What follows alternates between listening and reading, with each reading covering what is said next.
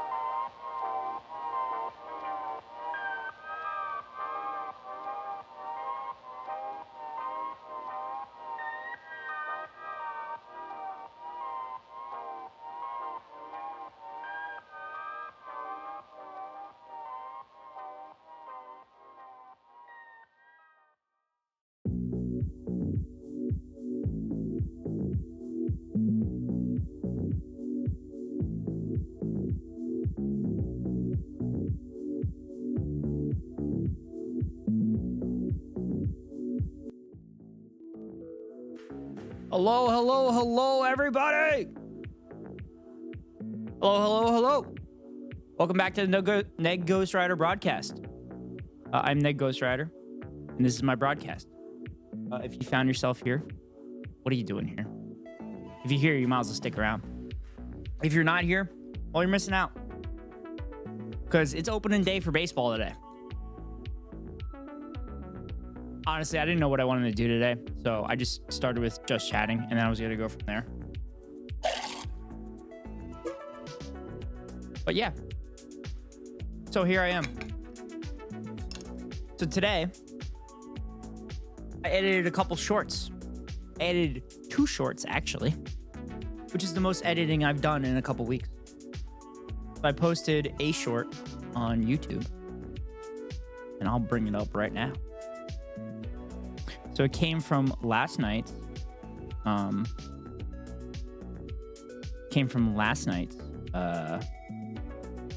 stream. And it was when I tried to take down the Titan in Showboat. So yeah. So here it is.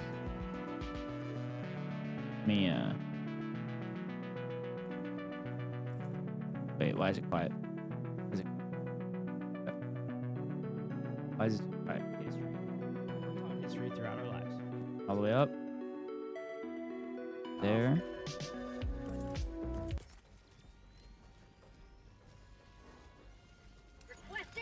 Take out the Titan myself. Oh. That didn't do it. That didn't do it. That didn't do it. Oh.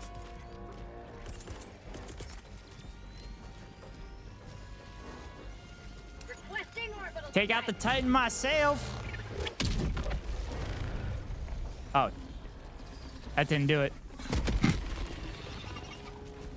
So that was some of the hilarity from last night's stream that I got a bunch of clips out of. That didn't do it. Oh. But yeah. So I did that. I got another one of when I dove into the bug hole. Dude, take out the Titan myself. Footage of the Baltimore bridge is tragic, but the video is coming out with people going like, yo, what the fuck? Yo, there's no fucking way. Yo, it's hilarious. Yeah. Pico, you were supposed to be in stream this week so we could go full-blown Baltimore about the bridge. But someone hasn't been in stream. In their Baltimore accent. Someone hasn't been in stream, Kiko. Is that what we want to react to? We want to react to the Baltimore Bridge incident.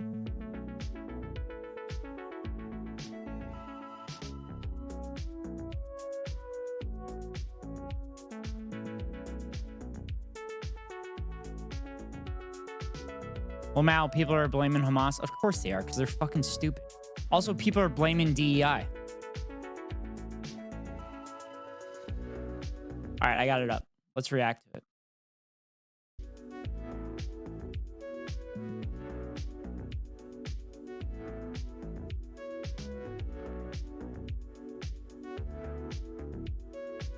Yeah. It went down like fucking toothpicks. It's crazy. It's insane. And then you got fucking conspiracy theorists. They're like, oh, right before the bridge collapsed, the light went out. No, the lights didn't fucking go out. This light here that they're talking about is on the bridge. Also, I'm pretty sure there's lights on the boat right here.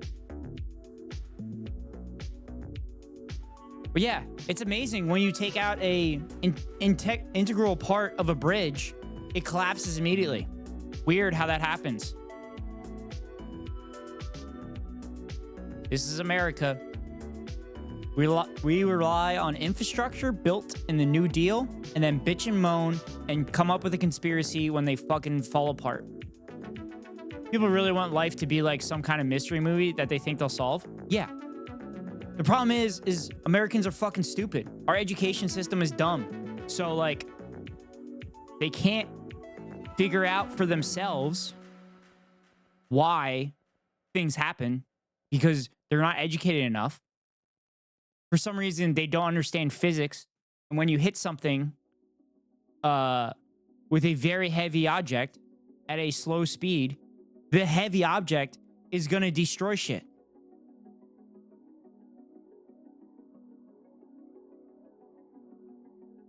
Weird.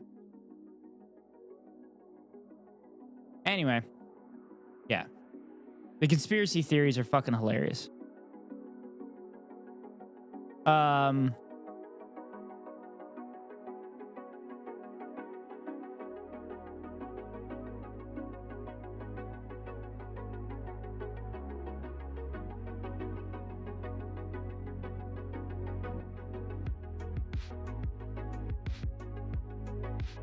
Oi, Rosie.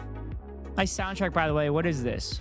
This is currently lo-fi, but the synthwave. So yeah, I was responding to a message on Discord. Kiko, are we playing Helldivers tomorrow? Please tell me yes, because I'm addicted to the game.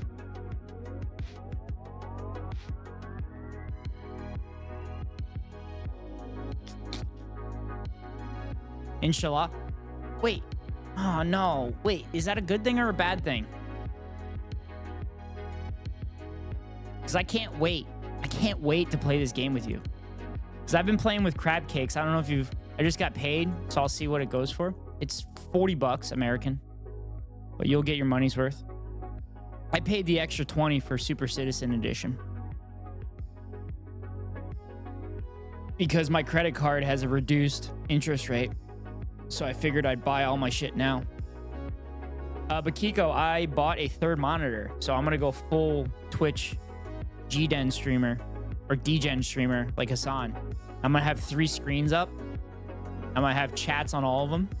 So I can keep an eye on all of you. Make sure you're not fucking around. Especially you, Kiko. Keeping my eyes on you. Yeah. So hopefully you can get that.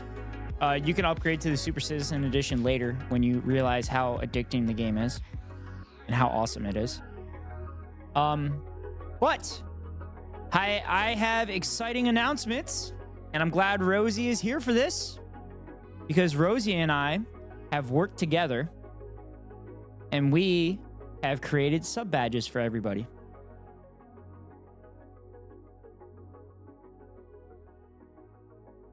So currently, let me screenshot it quick.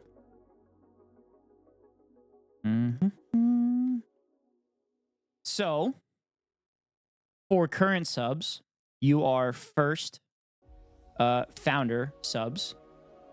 So you have the first founder badge rather than these sub badges.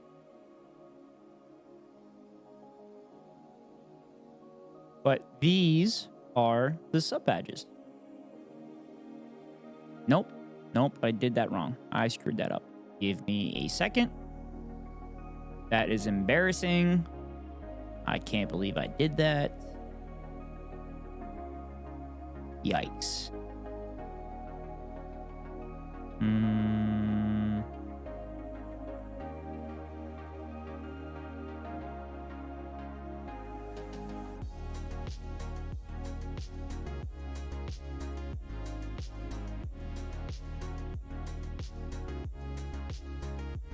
Okay, why is it not displaying? What the heck? Why is it not displaying? What is happening? Well, now, dude, these Baltimore guys just seeing the bridge fall and being like, okay, it's cracking me up.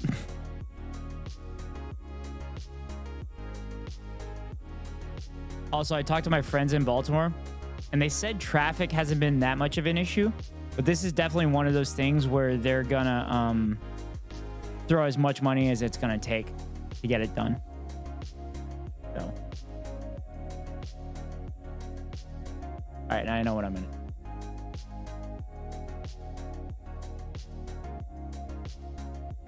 I'm getting them up, I promise you. That's what she said.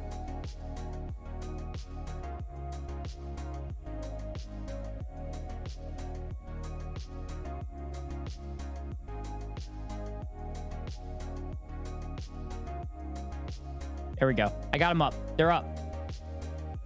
So, folks, like I was saying, these are our new sub badges.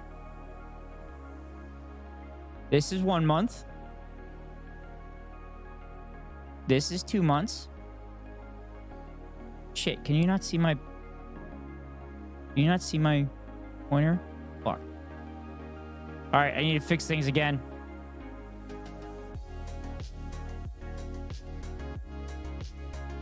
I know y'all just love my beautiful face.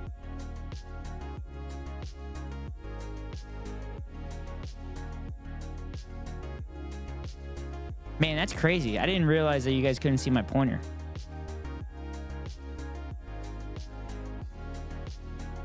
But now I'm just going to do this because this is going to be way easier.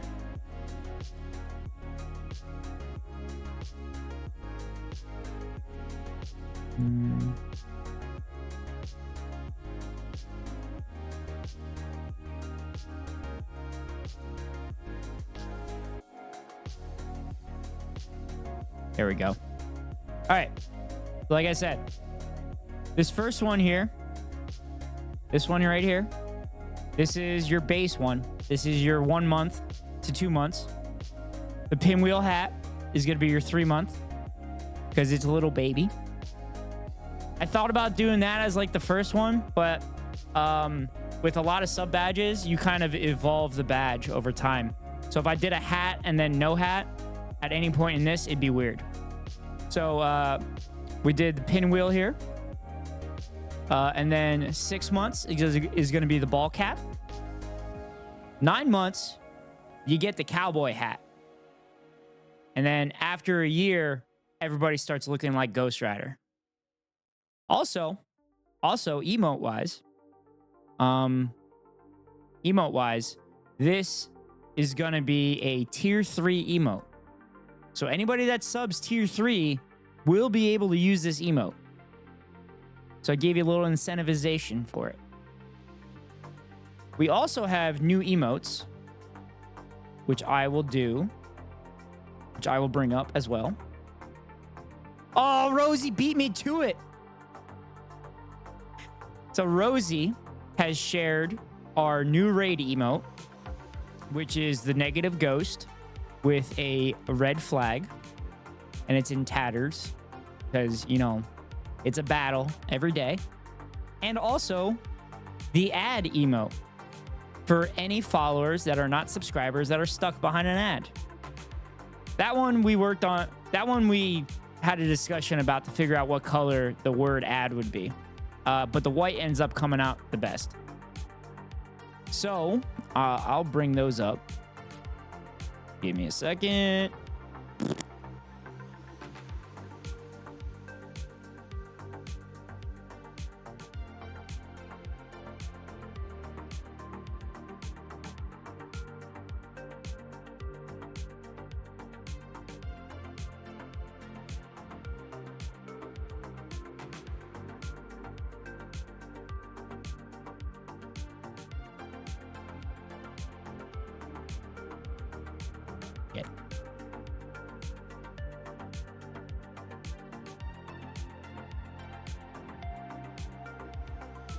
There we go. All right. So these are our two new emotes. We got Neggo Raid and we got Neggo Ad. On top of that, we have a subscription emote, which I will bring up right now.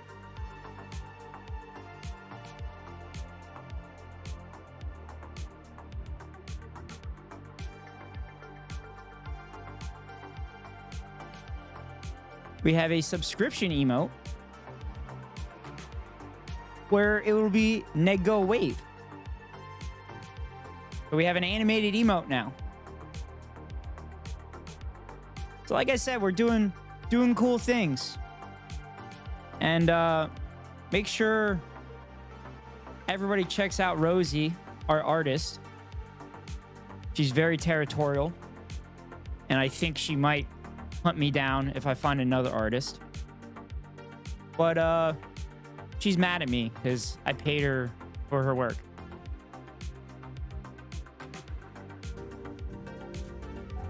I am... Same. I feel that in my whole heart. I need to screenshot that for myself forever. Perfect. You're doing great, sweetie.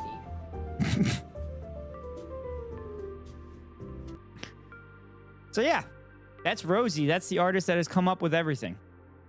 She's incredible. She's gotten this done in a very quick period of time. This started literally yesterday morning, I think. And then she got the badges done during stream last night. And then she also got the rest of the stuff, so raid, add, and wave, done today. So I'm very excited, particularly about the raid emote. I think it looks awesome. I just want to test something out here.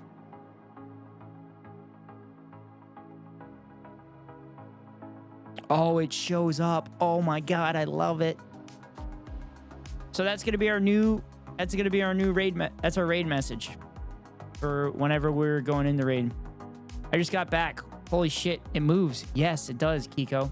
Kiko, did you see the other emotes? Also, it's pending approval right now. So once it's approved, you guys will be able to go nuts and chat with it. Particularly, no, I stepped away. So, fuck, I gotta switch. I gotta swap real quick. So we have two new emotes. We have, well, 3 technically. So this is a subscriber emote. I'm not on it. This is a subscriber emote. This is Nego Wave. So this is pending approval from Twitch. And then we have Nego Raid for any time we do a raid. So it's modeled off of Hassan's raid message. Rosie initially did a complete red flag, and I said, hey, can we put that in tatters? Because I want it to look like a worn-torn flag. And then also, I'm so obsessed with pirates, I think it would look really cool. So yeah. So that's Nego Raid. And then for all the chatters that are stuck behind an ad, we have Nego Ad. So they can let me know they're stuck behind an ad so we can wait. If you can get that flag waving, that'd be awesome. Yeah, I thought about that too. But I don't want to give Rosie a heart attack. That's down the road. I was actually thinking about maybe seeing if AI could do it. But no, we'll plan for that in the future. But this is pretty awesome as it is. Yeah. So anyway. Oh yeah, chat, it's the top of the hour, which means it's time for a 3-minute ad break. If you want to avoid the ads, you can pay $5 for a subscription, or get gifted a sub, or link your Amazon Prime account to your Twitch account. Here comes the 3-minute ad break now. Remember to make one raid message for followers since they can't use channel emotes outside this chat. Rosie, these are follower emotes. So all followers and subscribers will be able to use them.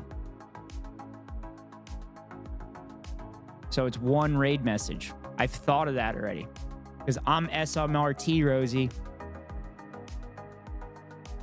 Which is why Fossabot which is why they showed up for Fossabot, because Fossabot is not a subscriber, but Fossabot's a follower. So they showed up for Fossabot. No, not even the follower emotes can be used outside the channel. I mean, I use neg go hey constantly, and it works.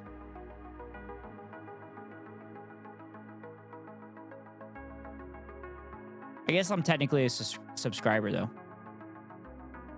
Wait, no, it works. Because Cinemarxism... Fair. Cinemarxism has follow ones. Give me a second.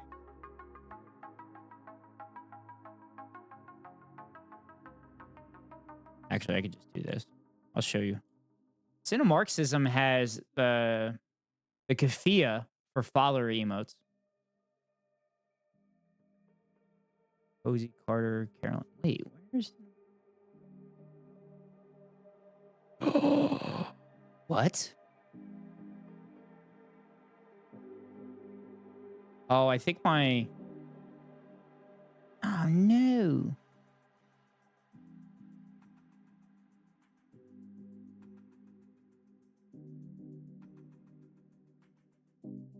Yeah, Cinemarxism has... Let me see. Cinema 60K. Oh, it doesn't work. Damn it. I was wrong. Oh, man. Now I gotta change that. I was so excited that I thought it would work. Damn it. All right, well, what are the Twitch free emotes that we can put in the followers one?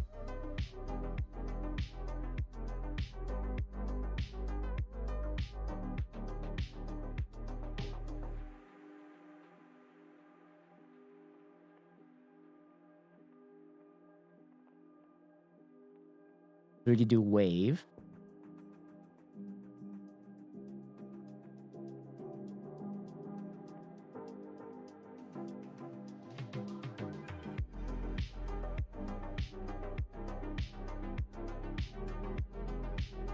Ooh, we're gonna do fist.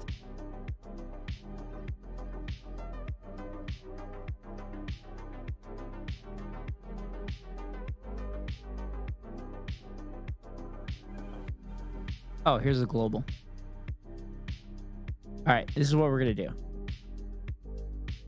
All right.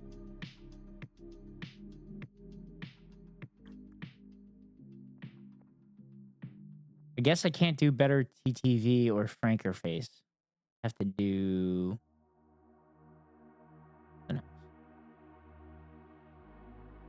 Okay, this will work.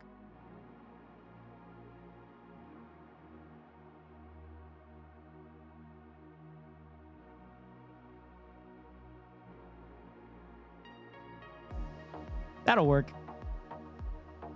Okay, now I gotta change it on Fossabot. Thank you, Rosie, for being smarter than me, per usual.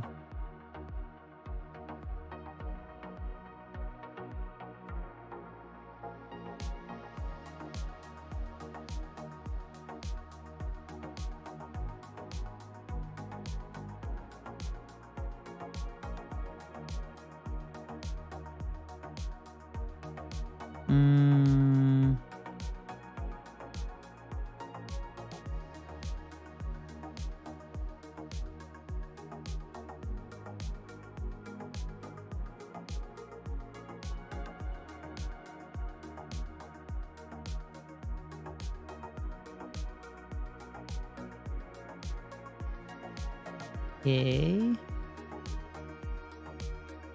I just want to take something out.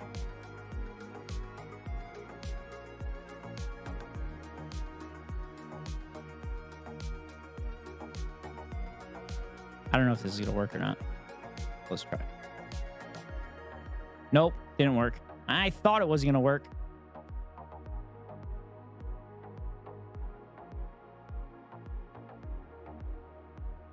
But anyway.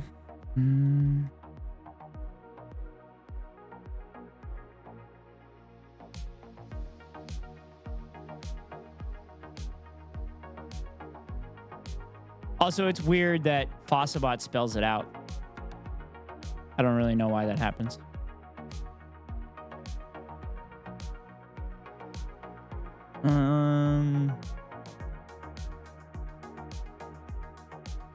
Because it should. Yeah. I don't know why it doesn't do that. There we go. All right. So that takes care of that. There was another thing I had to do too.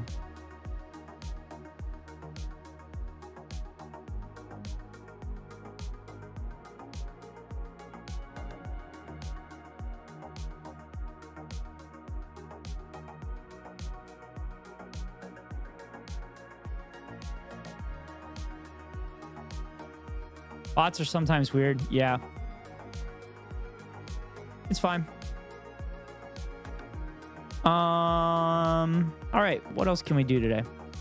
Also, Kiko east out. Oh, he's still in here. All right. I don't know. You guys want me to react to shit? Kind of like doing react content, but it could help me with the YouTube page. Gives me more videos to do, to edit, even though I haven't edited my previous ones.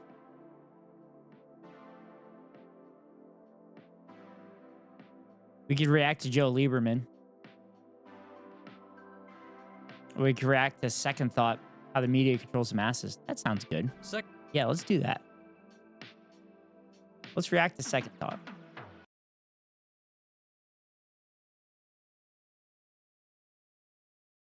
And then we'll go into Helldivers a little bit later.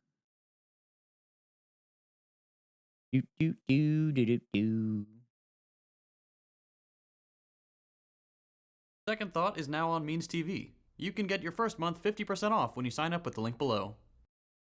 What is the news? When you turn on the TV and flip to CNN or Fox or NBC, what are you being shown? Ostensibly, the news is just that, a presentation of current events. I think we all know there's a little more to it.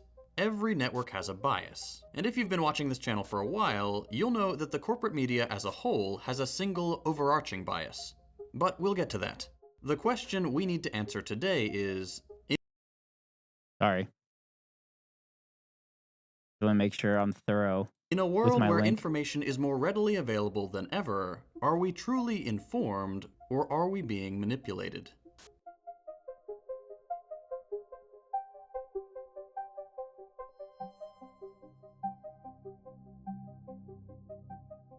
Whether you consider yourself to be on the left or on the right, odds are you think the media is dishonest. Well, pat yourself on the back, you're absolutely right. But in the United States, most people tend to think about the media being dishonest in a particular way. If you ask someone on the right, they'll say CNN and MSNBC are fake news. They're twisting the truth to make conservatives look bad. And if you ask someone on the American left, they'll say Fox shouldn't be considered a news network at all, and they only exist to make liberals look bad. Based.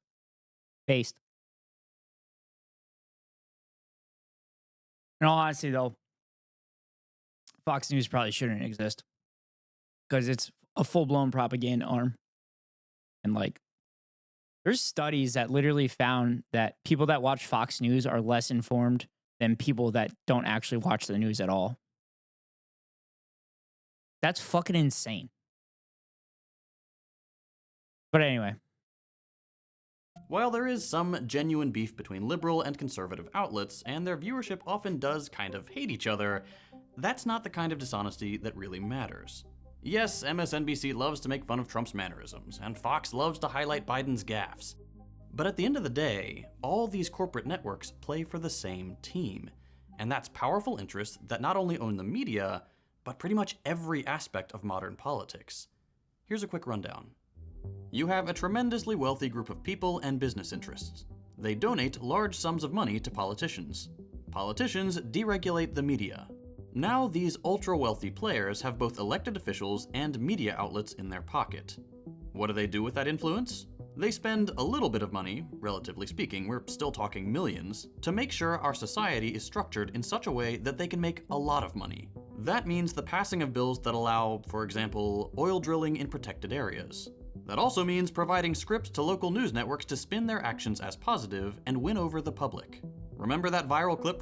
No way. I couldn't picture it. You're telling me that corporations are paying other corporations to uphold the status quo where they're making money hand over fist, where corporations are making record profits and continue to make record profits? No way. I couldn't picture that happening ever. For those that can't tell, this is heavy, heavy sarcasm. From a few years ago? This is extremely dangerous to our democracy. This is extremely dangerous to our democracy. This is extremely dangerous to our democracy. That was the work of a company called Sinclair Broadcasting, which owns dozens of local news channels and had a message they wanted to put in front of the viewers. So, for those that don't know, Sinclair Broadcasting make Fox News look like leftist media. Sinclair Broadcasting literally said at some point that they wanted to be even more conservative than Fox News. Another reason that I hate this fucking company is one of my best friends from college was fired by this fucking company. Unfortunately, he ended up taking his life after that. I don't know if it had a direct effect. The firing had a direct effect on his decision. But I will forever hold a grudge against them because that man was the light that many, many people should have received the gift of knowing. He could brighten everybody's day. And he's gone. And he was a very popular broadcaster within his broadcasting company.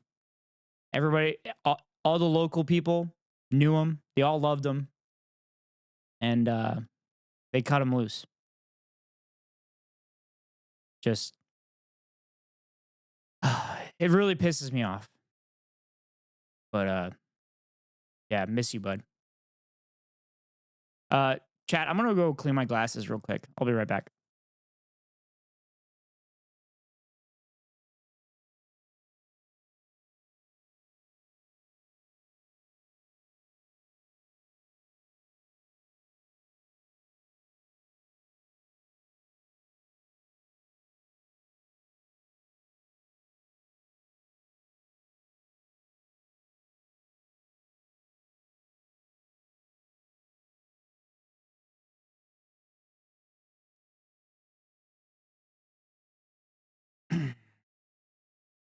Okay.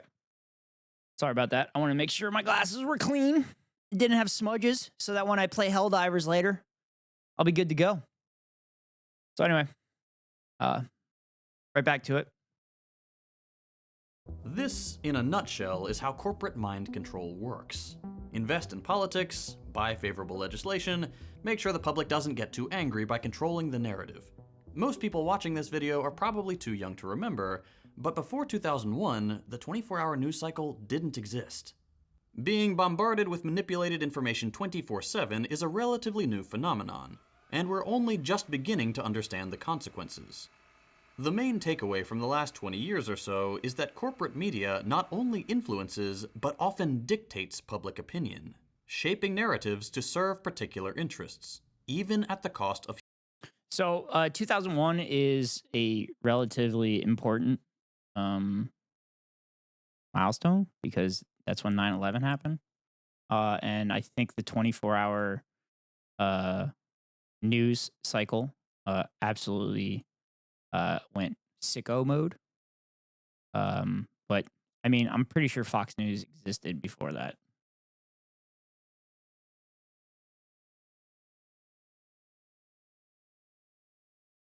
Double check. Yeah, Fox News is 96. So fun fact, Roger Ailes, one of the leaders of Fox News, literally said that Richard Nixon never would have been impeached if Fox News existed during that time, because they were convinced that all media was liberally biased. It's almost like conservatives conserve talking points, and it's the same fucking talking points as it was decades ago. But just because the facts aren't on your side, doesn't mean that a media outlet is biased against you. It means you're incorrect because of all the evidence against you. Of human lives, as evidenced by its complicity in the genocide of the Palestinian people, which we'll talk about in a minute. But first, just one quick statistic. There are about 3,000 outlets that are considered sources of news in the US. All of them are owned by one of just 21 companies, and every single major news outlet, we're talking CNN, MSNBC, Fox, NBC, all the big ones, are owned by just 5. This quasi-monopoly allows the people who own these companies to feed the masses a twisted version of reality, and make people believe whatever they want us to believe.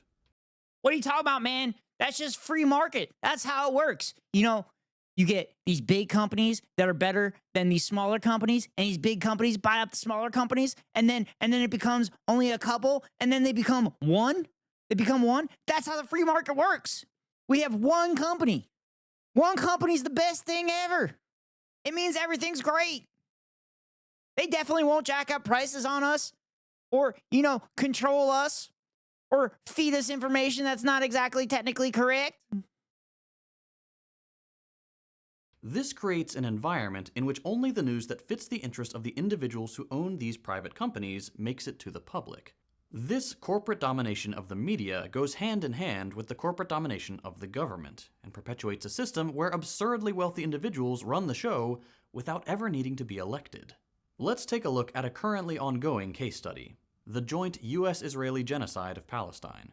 I've given a history of the ethnic cleansing campaign in previous videos, which I'll link in the description. Also, I did a video on that too. Be sure to check that out. Check it out.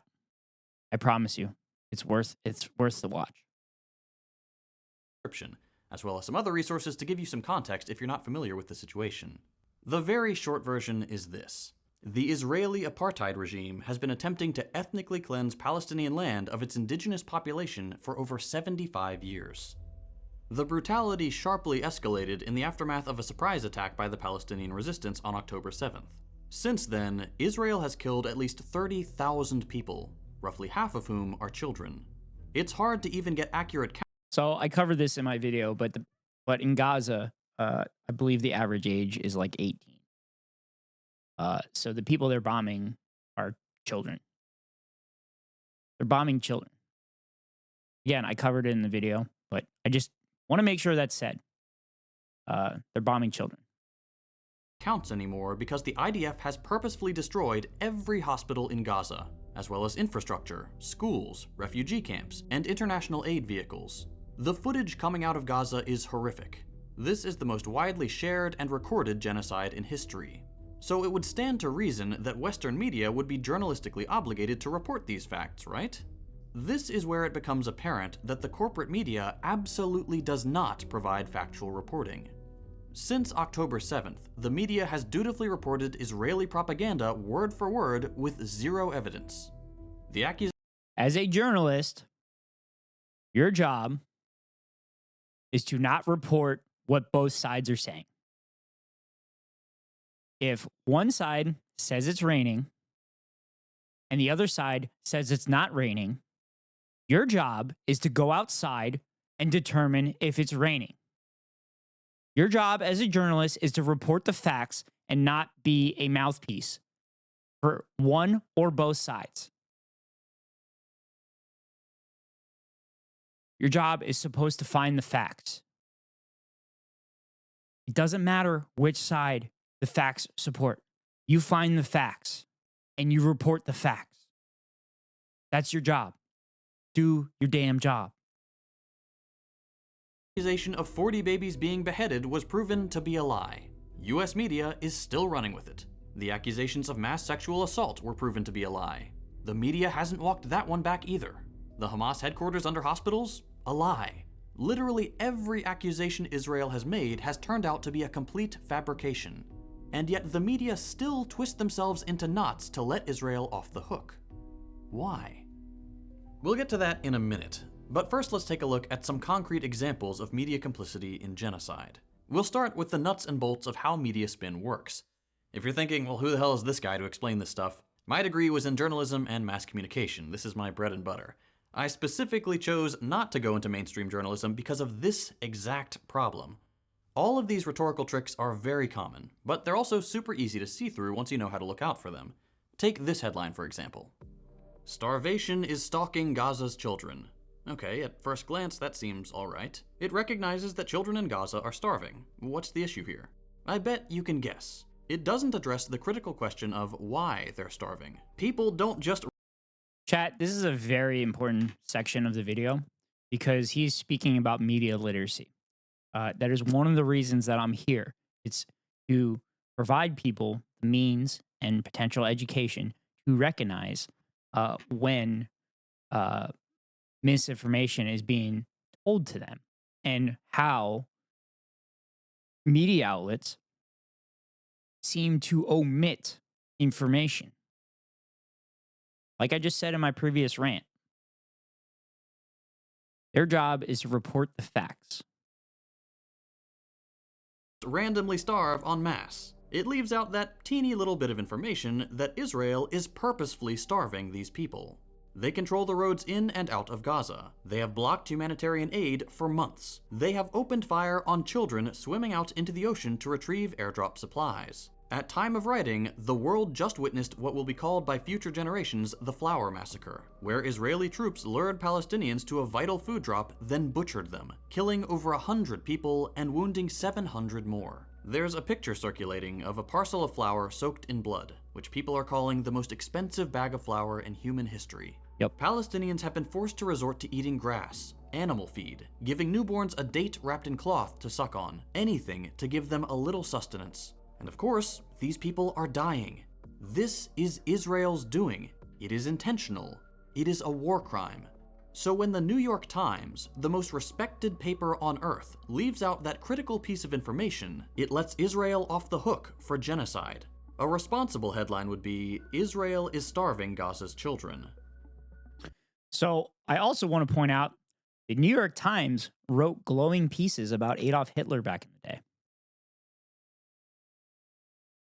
This is true. They wrote glowing pieces about Adolf Hitler back in the day. The New York Times and most corporate media outlets will always cater to those in power. Just make sure you keep that in mind and understand their biases. There is always some kind of bias everywhere. I'm biased. I'm a biased person. I see things through a leftist perspective, but you know that about me. I'd like to think most of you have watched this stream and or seen my YouTube videos and realize that my opinions and any analysis I make is going to be based on evidence. And then if new evidence is introduced to me, then I'm open to changing my mind. But again, these medias will always cater to power.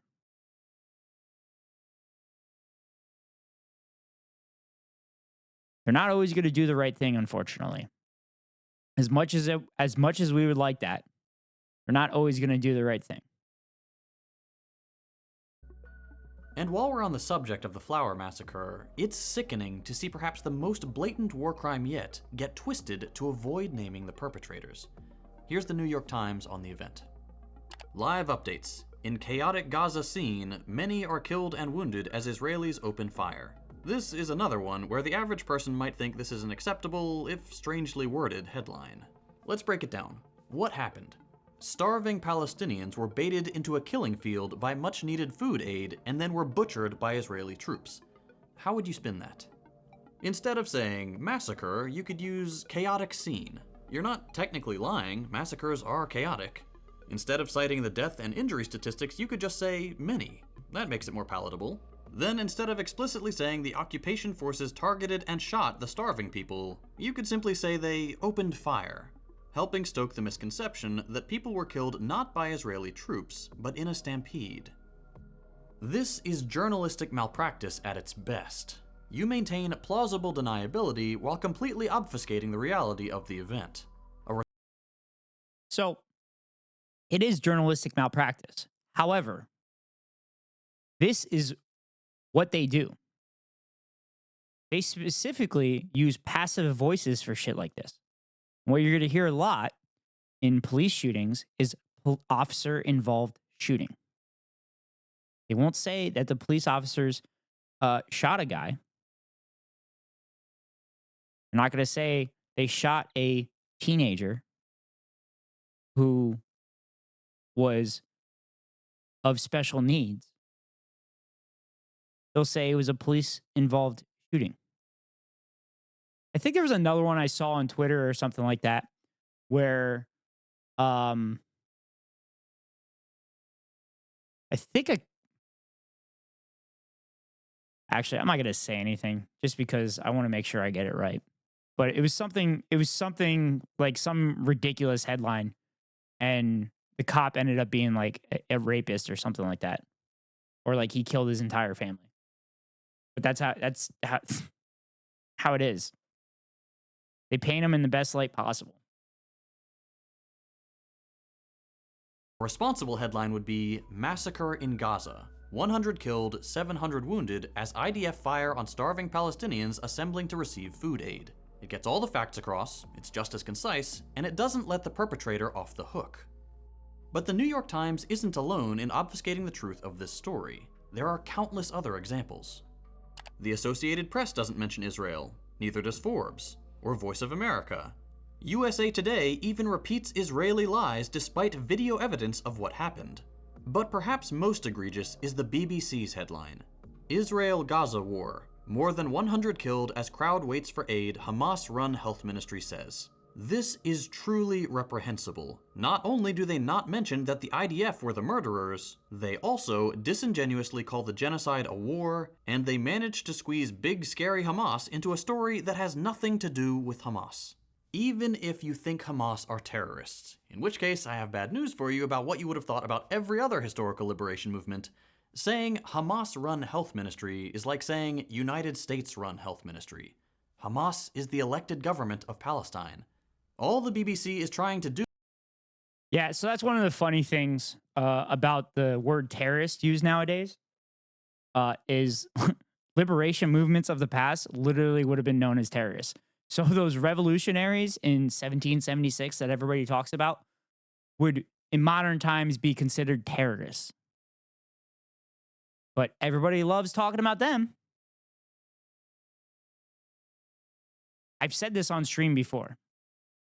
Terrorist is a loaded term that governments can use to then remove your rights, to remove your human rights. Because once you use the word terrorist, it's a scary word. You can basically do whatever you want to them. That's what happened after 9/11. Guantanamo held a shit ton of detainees where they tortured them to get quote unquote vital information out of them. But it's shown over and over again that torture is not a way to get correct information out, because when you are being tortured, you will literally say anything to make the torture stop. So enhanced interrogation, which is also known as torture, is not a good way of intelligence gathering.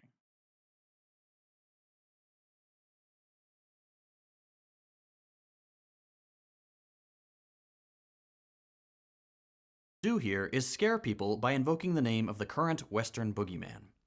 Let's take another example. Once again, from the New York Times. Hamas rejects ceasefire proposal, dashing Biden's hopes of near-term deal. That sounds pretty bad. I thought the Palestinian people wanted a ceasefire. Must be that evil Hamas not caring about their people again. Let's take a quick look at the article. Ah, what's this? Hamas is maintaining their position of demanding a long-term ceasefire, not the brief humanitarian pause policy wonks have come up with. So, what's the real story here? Fun story. Israel doesn't like the word ceasefire, which is why United States politicians are using the word humanitarian pause. It also, humanitarian pause, also makes it seem like the politicians actually give a fuck about the Palestinians. In reality, they don't. They just want to support Israel no matter what, because Israel is a unsinkable aircraft carrier for the United States within an unstable region with a lot of oil. So they're human beings. Nobody deserves to be treated the way the Palestinians have been treated. Once again, highly recommend checking my video out, because that lays out a broad history of what has happened in that region over the last 75 years. The elected government of Palestine has maintained the same position as always. Israel makes a ludicrous offer of Palestine releasing their prisoners in exchange for a brief ceasefire, after which point the genocide will continue, and somehow the headline they come up with is Hamas rejects ceasefire. But there's more to it. Obvious Hamas scaremongering aside, the headline also tries to paint Biden in a good light. This is very sneaky. The fact of the matter, regardless of how Biden and the pundit class have tried to spin it, is that the United States and Joe Biden are complicit in the genocide. The US has vetoed the ceasefire not once, but twice. We have sent weapons and funding to Israel to facilitate the ethnic cleansing. And now reports are coming out that there in fact are American soldiers in occupied Palestine taking active part in the genocide.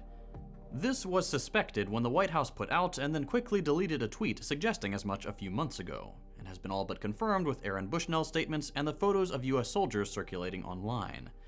Let's be Back, oh boy, hell yes, we're doing Second Thought, yes.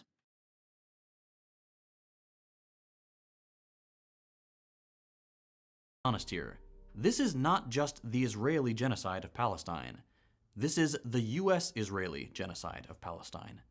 If we fund and arm the murderers, if we veto the ceasefire, if our media does everything it can to deflect the blame, we are complicit. And the New York Times trying to suggest he's working so hard for peace makes our media complicit.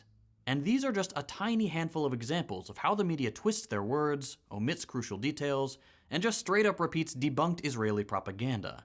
There are So chat, when he says we are complicit, our tax money is going to Israel to defend themselves. They keep running out of weapons because they're using those weapons on Palestinians in Gaza. On top of that, there is an Israeli official, Ben-Gvir, I'm pretty sure I'm pronouncing his name correctly, who is giving weapons to settlers within the West Bank who are then terrorizing the Palestinians that live there, if not killing them. Our money is funding this. Not only is our money funding it, but Israel is getting weapons from Russia and China as well. Russia is very tight with Israel. You want to know why? Because Russia is doing the identical thing that Israel is doing to Palestine in Ukraine. Russia is doing a land grab in Ukraine and trying to wipe Ukraine off the map. Israel is trying to grab as much Palestinian land as it can for Israel and wipe Palestinians off the face of the earth. Of course, Russia and Israel are going to be tight. There are hundreds more from the last few months alone. But I want to talk about one example that should be the nail in the coffin of US media legitimacy. You probably saw this story by the New York Times back in December of 2023. It was a bombshell report. There was evidence of mass sexual assault on October 7th. Maybe it wasn't just an oppressed people resisting their executioners. Maybe these were the barbarians at the gates. This story was a key galvanizing force in uniting the West in support of Israel's ethnic cleansing campaign. And if the average person were to read the article, it seems pretty damning. Wow, they say there's overwhelming evidence. Who could possibly defend these monsters? There's only one problem. Well, two problems. One, there wasn't any evidence. And two, it was written by an IDF soldier with no journalism experience and attributed to another writer. A brilliant expose by the... No way. You're telling me the New York Times allowed Israel Hasbara to be published within their newspaper with little to no evidence at all and no pushback on the lack of evidence? I'm alive, I think. Welcome, S-Cow. Welcome back. Welcome back to the channel. I'm glad you're alive. I'm assuming you've had a hellish week at work. But the good news is tomorrow's Friday. We're almost there. You're almost through it. Passed out during work, like in my chair. Damn, S-Cow. Shit. That's stuff that I do at home. But I've done that at work too. I've worked some long shifts at work back in my meteorology days. Well, now I did that yesterday. Also, S-Cow, there's a chance that Kiko and I will be playing Helldivers tomorrow. It'd be really cool if you were available as well. And then we can introduce Kiko to Impossible mode. So you're saying there's a chance? Exactly. What time? I have a baseball game, so it'll probably be later in the night. I think baseball games, I'm usually back by like 6:30 Pacific time. So I'll be live about 7:30. But I'll be able to play late because I have off on Saturday. So I'll be able to play late with Kiko, especially since he's in Japan. But anyway, back to the video. The Intercept revealed just how absurd the story actually was. This is Anat Schwartz, Israeli filmmaker and former IDF intelligence official. She was approached by the New York Times to work on a story about sexual violence on October 7th. Schwartz was hesitant, recounting on Israel's Channel 12 podcast that she had, quote, no qualifications, and on another podcast that, quote, it was more of a case of the New York Times having to convince me. She got over her initial hesitancy and agreed to work with Pulitzer Prize-winning reporter Jeffrey Gettleman on the story. Gettleman, a veteran reporter for the Times, typically does much of the legwork for his stories. But interestingly, in this case, it was the complete novice who did most of the on-the-ground reporting. Gettleman acted more as an assembler for the data Schwartz provided. On the... Wow.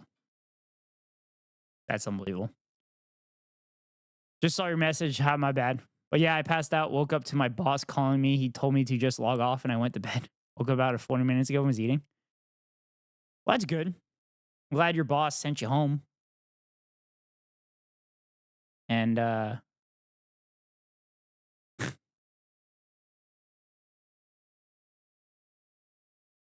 mean, unfortunately, they sent you home after you passed out. October 8th happened when Israel started the bombing. I totally called that. In a few months, the Israeli government's true colors would come out and people would realize how they were lied to. But that also, they would realize it way too late. Yes. All of us lefties called it. Oh, it's a fucking hell, so it's not that far a trip. Yeah.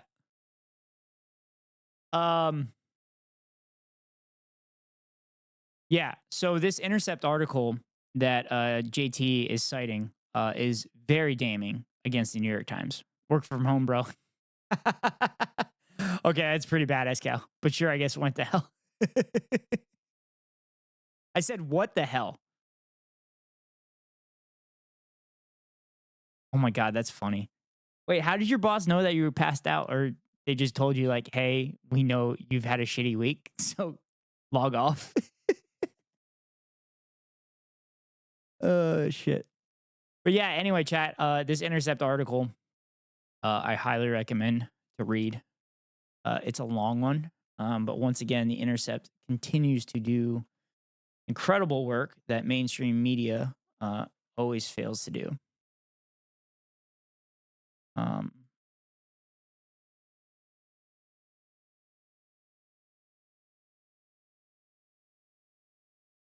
Sorry, I'm getting the link right now. Here's the link. Called me 3 times when I finally answered. I was really out of it. He asked if I was okay. That's... Well, at least he was semi-concerned. But yeah, that sucks, Escal. I'm sorry to hear that. But you're going to have the weekend, hopefully. Hopefully you don't get called out for work.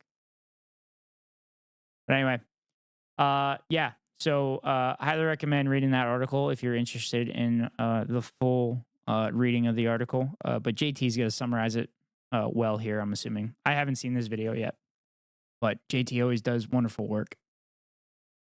The podcast, she would make it clear that the Times already had their preferred story in mind, that there was indeed mass sexual violence on October 7th. All she had to do was deliver the details. She went on to recount her extensive efforts to find any evidence whatsoever to support the claims. She called every hospital, crisis center, hotline, trauma recovery center, and psychiatric doctor in Israel, and not one of them reported a single instance of assault. This was a problem for the Times, so she kept digging, looking for anything that could at least suggest that the paper's claims were legitimate.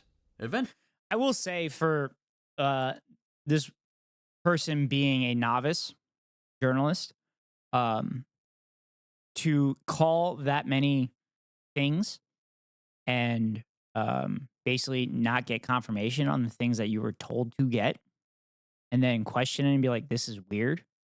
Why am I not hearing anything? That's pretty incredible for a novice. But again, this is the bare minimum for journalists.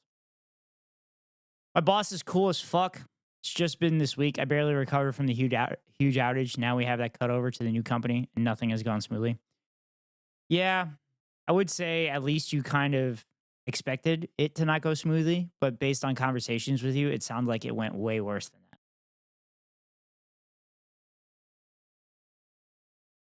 Eventually, and by her own admission against her best judgment, she cited an extremist group with a long history of debunked lies, and the IDF reservist who started the false rumor of a baby being cut from its pregnant mother and beheaded.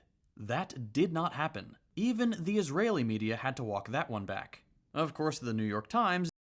Chat, a baby being removed from the mother and being killed actually happened from Zionist militia. I believe it was in Lebanon. Zionist militia overtook a village and pulled a baby from a pregnant woman and killed the baby and the mother. That's where it happened. Israel's accusations continue to be confessions. Nah, it went as well as we knew it would. Just frustrating that we called this months ago and they literally pulled the what are your credentials? We have a lot of experience.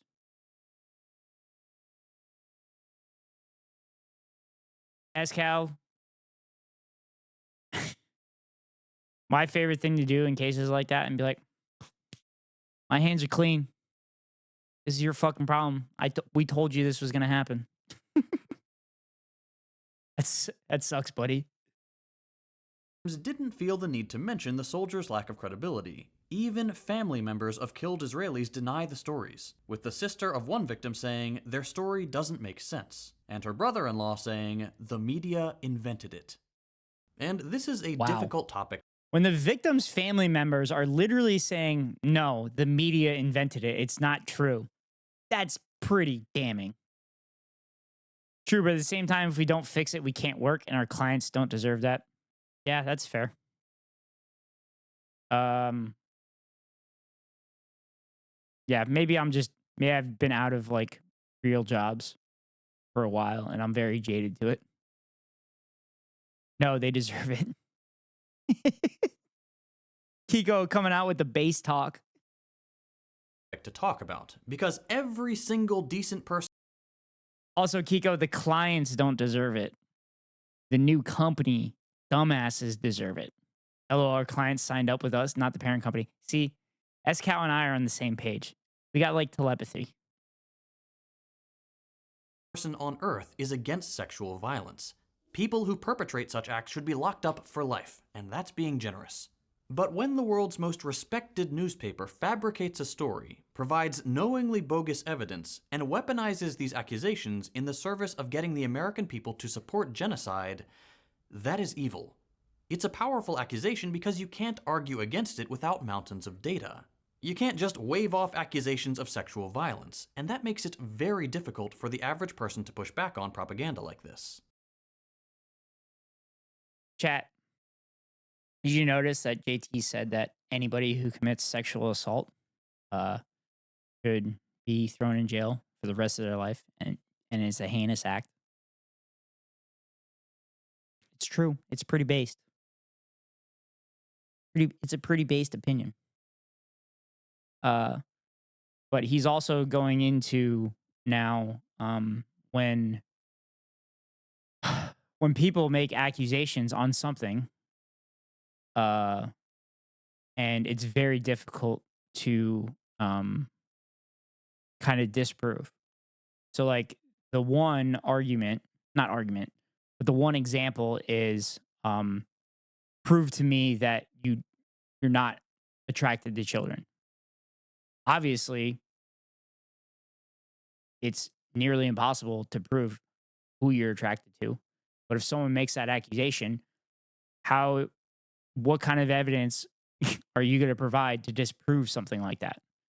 So it's like these accusations are purposely done because they know it's difficult to actually provide enough evidence to convince people that the accusation is actually indeed false. Now, if we were taking over clients from them and they didn't give us tools to do it, yeah, fuck them. Yeah, that's fair as cow. I understand that philosophy. Thankfully, The Intercept has now provided that evidence, and I would highly recommend you all bookmark it to send to people who try to use debunked lies to legitimize their support for the genocide of the Palestinian people. I won't be the first to point out that this story might just be the worst case of journalistic malpractice in living memory. It's up there with the lies that started the Iraq War. This article directly contributes to the massacre. Not just that, if you get people heated enough, they lose all reason. Yes. And no amount of evidence will ever convince them otherwise. Which is why Israel keeps pushing the October 7th attacks. Because yes, it was devastating. It was a horrendous act. It wasn't a good thing. But they keep pushing it to push people's emotions to not reason with the decisions that are going on. Of thousands of people. Thousands. And there will not be any consequences. Okay, so the media lies. We all know that. But they've been especially bad about Palestine. Why? Why are they so invested in covering for atrocities? Well, there are a few reasons. First, Israel, for a very long time, has functioned as a bastion of Western influence in the Middle East. A nuclear power fiercely opposed to all the US's enemies, happy to host American soldiers, happy to train American cops, and more than happy to accept US funding to keep the region perpetually destabilized and under constant threat of nuclear annihilation. Chat, you heard that correctly. The Israel occupation forces train our police officers. And you watch my video, you see how they treat Palestinian people. I don't exactly want my cops to treat people like that. So, yeah. Yeah, I'll rewind Kiko.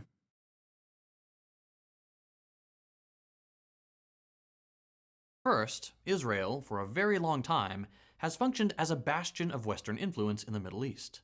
A nuclear power fiercely opposed to all the US's enemies, happy to host American soldiers, happy to train American cops, and more than happy to accept US funding to keep the region perpetually destabilized and under constant threat of nuclear annihilation. Israel is a useful ally for the United States, and that means it gets unconditional good press. The second reason is that AIPAC, the American Israel Public Affairs Committee, is incredibly powerful. AIPAC I talk about AIPAC in my video. They fund many many of the politicians tremendously on both sides of the aisle, which is why you have a bipartisan support for Israel. So I had a discussion with someone recently about guns, and I said, I don't think anyone deserves to die as a punishment for anything. So I don't believe in using a weapon in self-defense because no amount of offense towards me deserves to be punished by death. And that answer threw them off so bad. Yeah, I get that. I'm going to reference a Joe Rogan podcast. This is back in my days when I used to listen to Rogan. And then he moved to Texas and he became hyper reactionary and I couldn't take it anymore. I was literally yelling out loud at how stupid he fucking was. But I believe it was Jocko Willink said that your self-defense in your home should be a taser and night vision goggles. And I believe he said verbatim, it's better to shock grandma than to shoot her. I agree with that. But also, if we take care of people's material conditions, home invasions and crime in general isn't going to be a problem. Like any other lobbying group, wields tremendous influence over government policy by virtue of handsome donations to relevant politicians. Their spending has ramped up enormously since 2018, which coincidentally is when you start to see a much more favorable spin on Israel stories in the media, as well as an even softer stance from politicians. And would you like to know who the biggest recipient of pro-Israel money is? One Joseph R. Biden. Between 1990 and 2024, Biden has received over $5 million in funding from pro-Israel groups, including... I do want to point out this number is very high because Joe Biden was literally in office that entire time. Yes, he is the president now. But again, he was in office for that 34-year span. Yeah, for real, I ask you, don't steal from me, but if you do, in no way does that deserve death penalty. Exactly. What's it been, like 40 years? So the scale that they used here was 1990 to 2024. Joe Biden has been in office since... I'm gonna get this. I want to get this right because when I edit this later, I'm gonna bring it up on screen.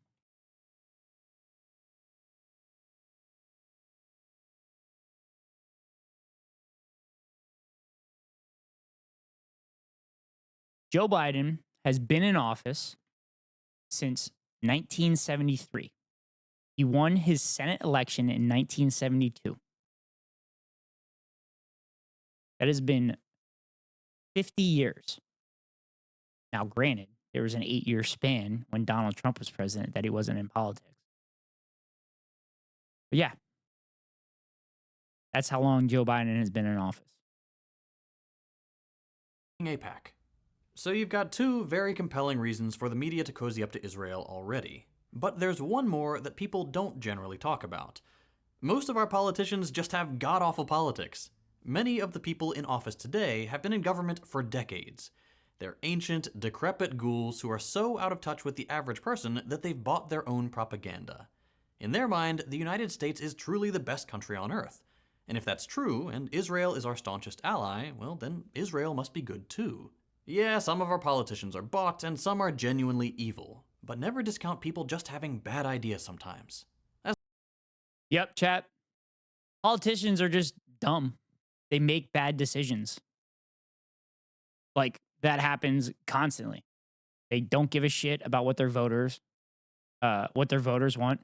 I mean, progressive policies constantly win on ballots when progressive policies are put on ballots, but they absolutely refuse to pass any progressive policies because they think that the people don't know what they want. And it's bullshit. It's all fucking bullshit. Like, listen to the people. People want healthcare. They want good education. They want more than affordable education. They want free education because the society ends up better when everybody can be educated for free.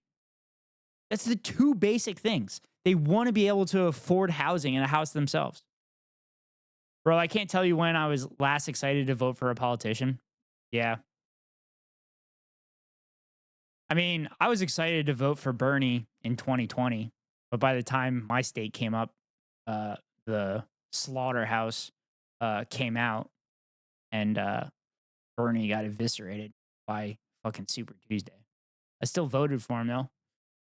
I donated my max amount to Bernie in hopes that he would win, but unfortunately, as a leftist, hopes are a bit too high. As not to let them off the hook, just something to keep in mind with people in general. So what does all this mean? What's the bottom line here?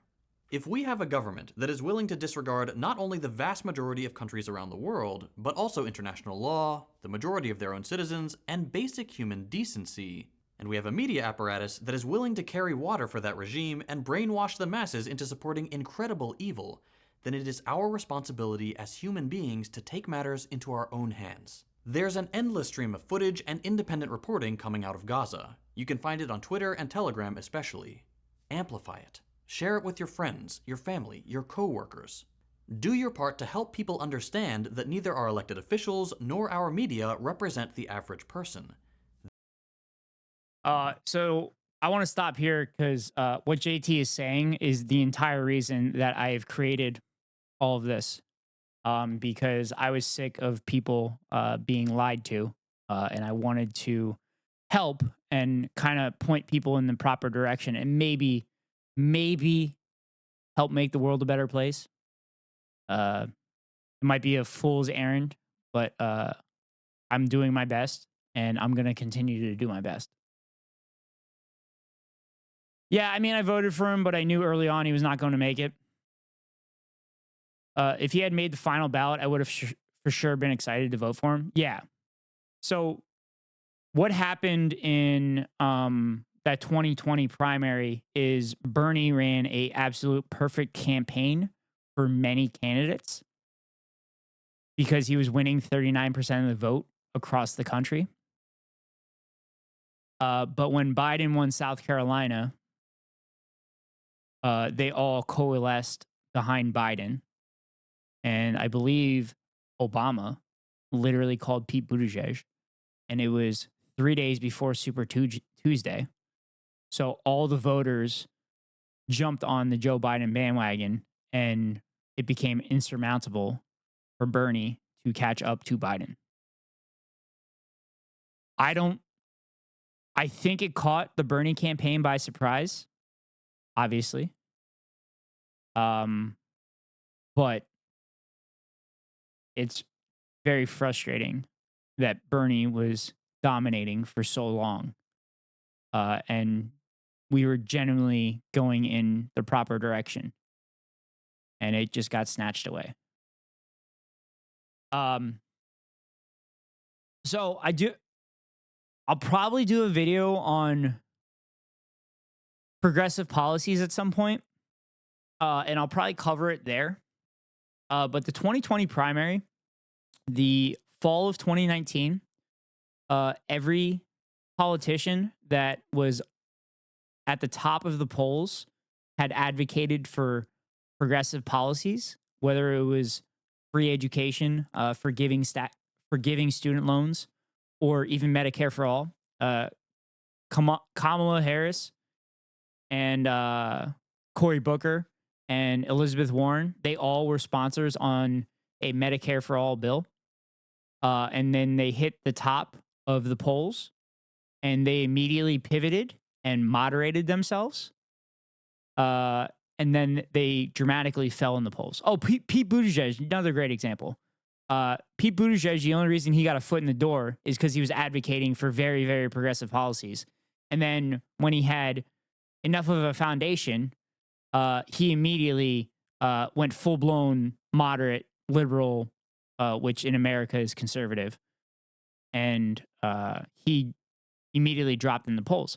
But he got his cabinet job, and that's all that matters. And they're probably going to groom him to become president, and they're going to shove Buttigieg or Kamala Harris down our throats in 4 years. And Kamala Harris was great in the Senate. She eviscerated literally everybody that gave testimony in the Senate, and that was great for her. But since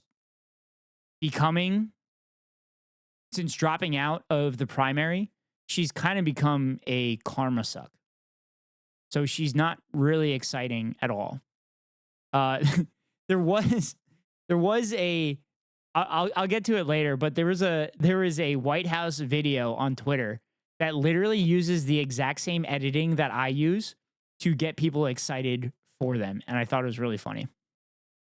I can tell you on the ground in the South, we didn't see that at all. We saw Biden in the lead from the beginning. That's what our news talked about. Oh, I don't doubt it, SCal, especially after like the South Carolina win. Literally every news outlet gave Joe Biden all kinds of free campaign advertising and absolutely insisting that Joe Biden was the only one to beat Donald Trump, despite the fact that literally every poll showed that every Democratic primary candidate was beating Trump. So people should have voted for who they wanted. Bernie Sanders, one of the fun things is that Bernie Sanders literally, when they were showing the grassroots campaign, they had a map, an overlay of where all the funding came for the Democratic candidates. And they had to take Bernie off the fucking map because Bernie literally had funding from all across the country higher than like literally every other candidate. I'm sick of these fucking people. Way before SC, before Nevada. I want to say it was like that since Iowa. Yeah, that's because Buttigieg came out early in Iowa and absolutely claimed that he won the Iowa caucus in the midst of the chaos. When they actually settled down and everything, it turned out like Bernie had won the popular vote, but Buttigieg had won more delegates or something like that. I mean, for Biden. So after Iowa, they were saying it was Biden for the news. Interesting. Not as interesting as the 3-minute ad break at the top of the hour. Because at the top of every hour, I run 3 minutes of ads to avoid pre-roll ads for any new viewers. If you want to avoid the ads, you can pay $5 for a subscription or get gifted a sub or link your Amazon Prime account to your Twitch account. Here comes the 3-minute ad break now. I had a way better ad segue like 2 minutes ago, but I was in the middle of talking about something, so I couldn't do it.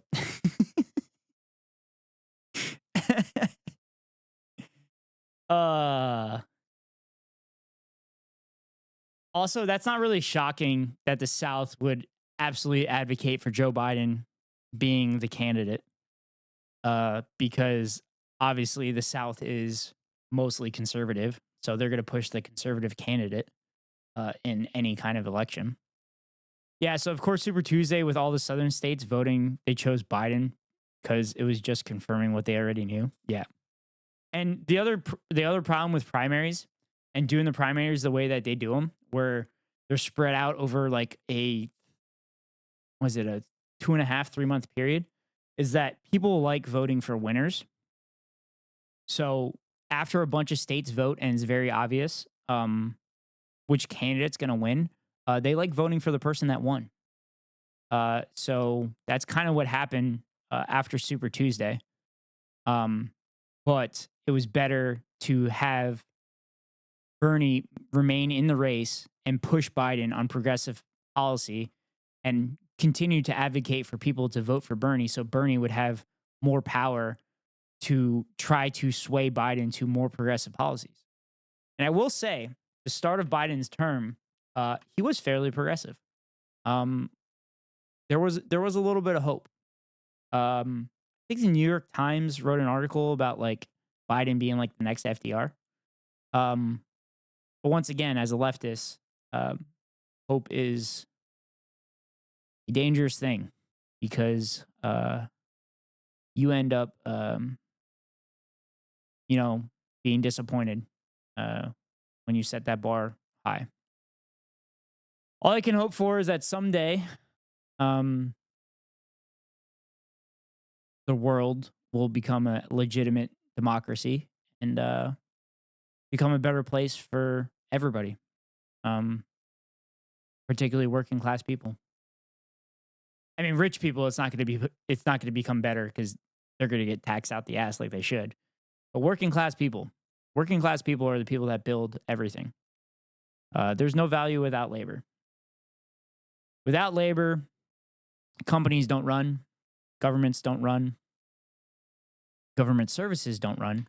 The world falls apart. So yeah. All right, so that adds over. We can continue the video. They represent the interest of capital, and 9 times out of 10, those interests are opposed to what is right. People who work in news stations leak information to investigative reporters when they do things like the New York Times did, or start your own indie outlet with your coworkers.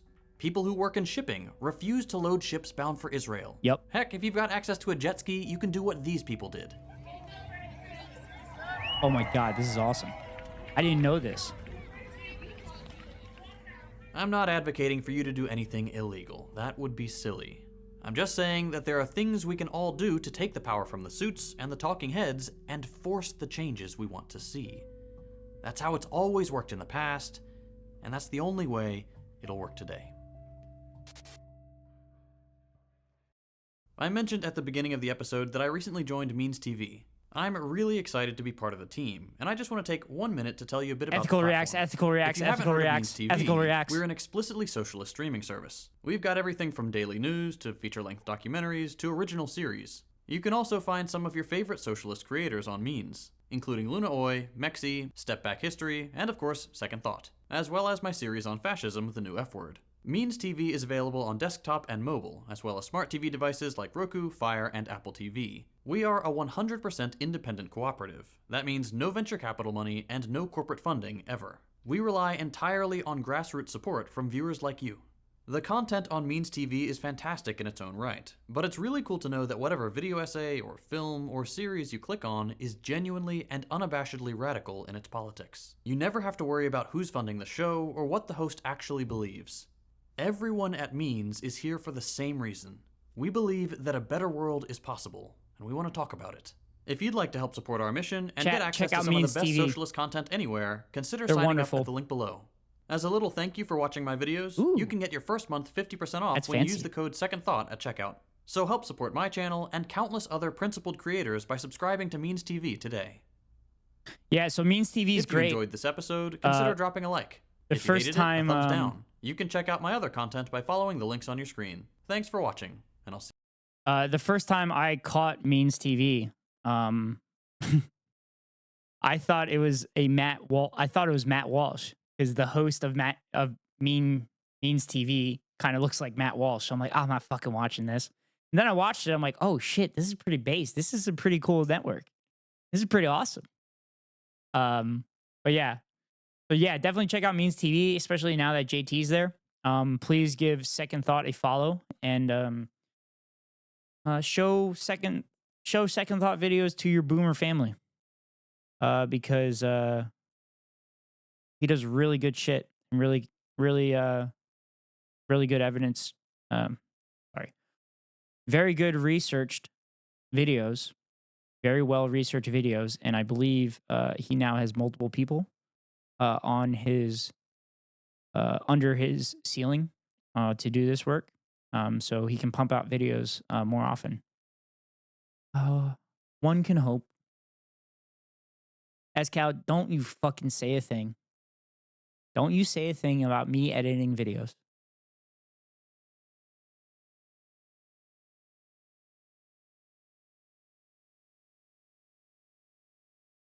So why can't I unpin this? Sorry, chat. I have to pee really bad.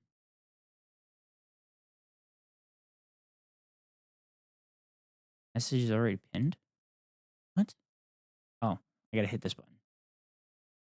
Oh, there we go. I got it. I unpinned it. Okay, chat. I'm gonna go hit the restroom. And fill up on some water. And then we could decide if we want to do more reacts, if we want to react to fun stuff, or continue to react to serious stuff, or just, play Helldivers. But I'll be right back.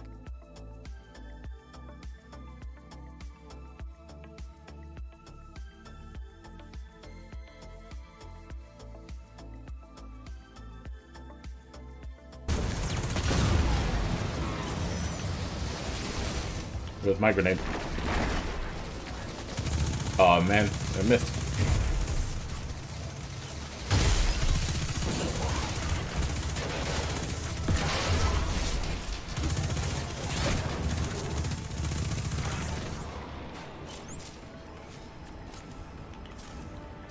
Now that I upgraded a bunch of my gear, I feel like a... Do not clip that! Do not clip that! We got 9/11. Don't worry about me. I'm not doing anything. Best clip ever. Oh my god. Best clip ever. Best clip ever, Kiko. Oh my god. I can hear my what do you people hoot? It's hoot. What do you mean? Hold on, wait. Okay, yeah. Why is it F? That's dumb. Hoot. Hoot hoot. Hoot hoot hoot. Hoot hoot hoot. That's what it is. It's hoot.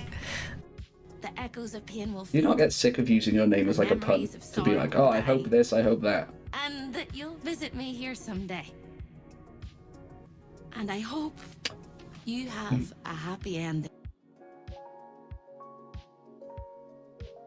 Where English is just like, okay, I'm gonna do this, and you're just like, cool, all right. And then English is like, okay, but now I'm gonna do something different. And everyone's like, what the fuck, English? You just said you were gonna do this, and you're like, no. I know it sounds really bad, but like English is really trying their best, okay? Like, I know they said that they would do one thing and now they're doing another thing, but like, I promise English is not that bad. I promise, like, you just don't know English. You just don't know English like I do. Rob, where'd you go, you bastard? Uh-oh. No, you Mouse bugger. I was killed by the really... darkness. Yeah. He did not attack the darkness. You bugger. You just... killed by the darkness and was resurrected by a touchstone. You bugger. I should have waited until day. What a fool I am. Yo! I wanted to spot. Oh, The darkness is good. Aww.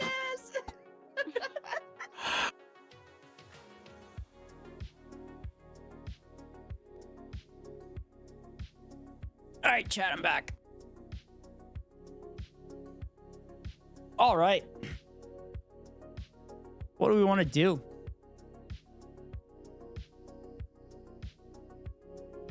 Oh, that's funny. Theo literally gave me a shout out at the same time I gave him a shout out.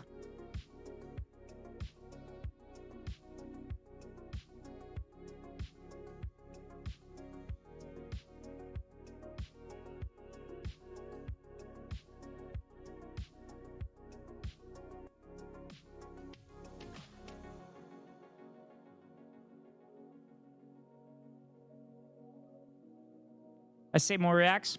Okay.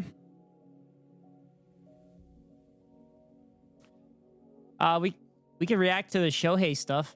Shohei Ohtani, since I'm a baseball nut.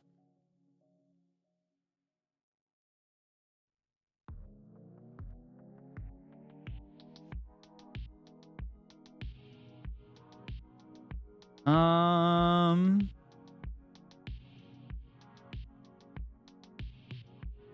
right. Okay. Let's check out this video. So this is Rich Eisen talking to a reporter on Shohei Ohtani gambling scandal. For those that don't know, Shohei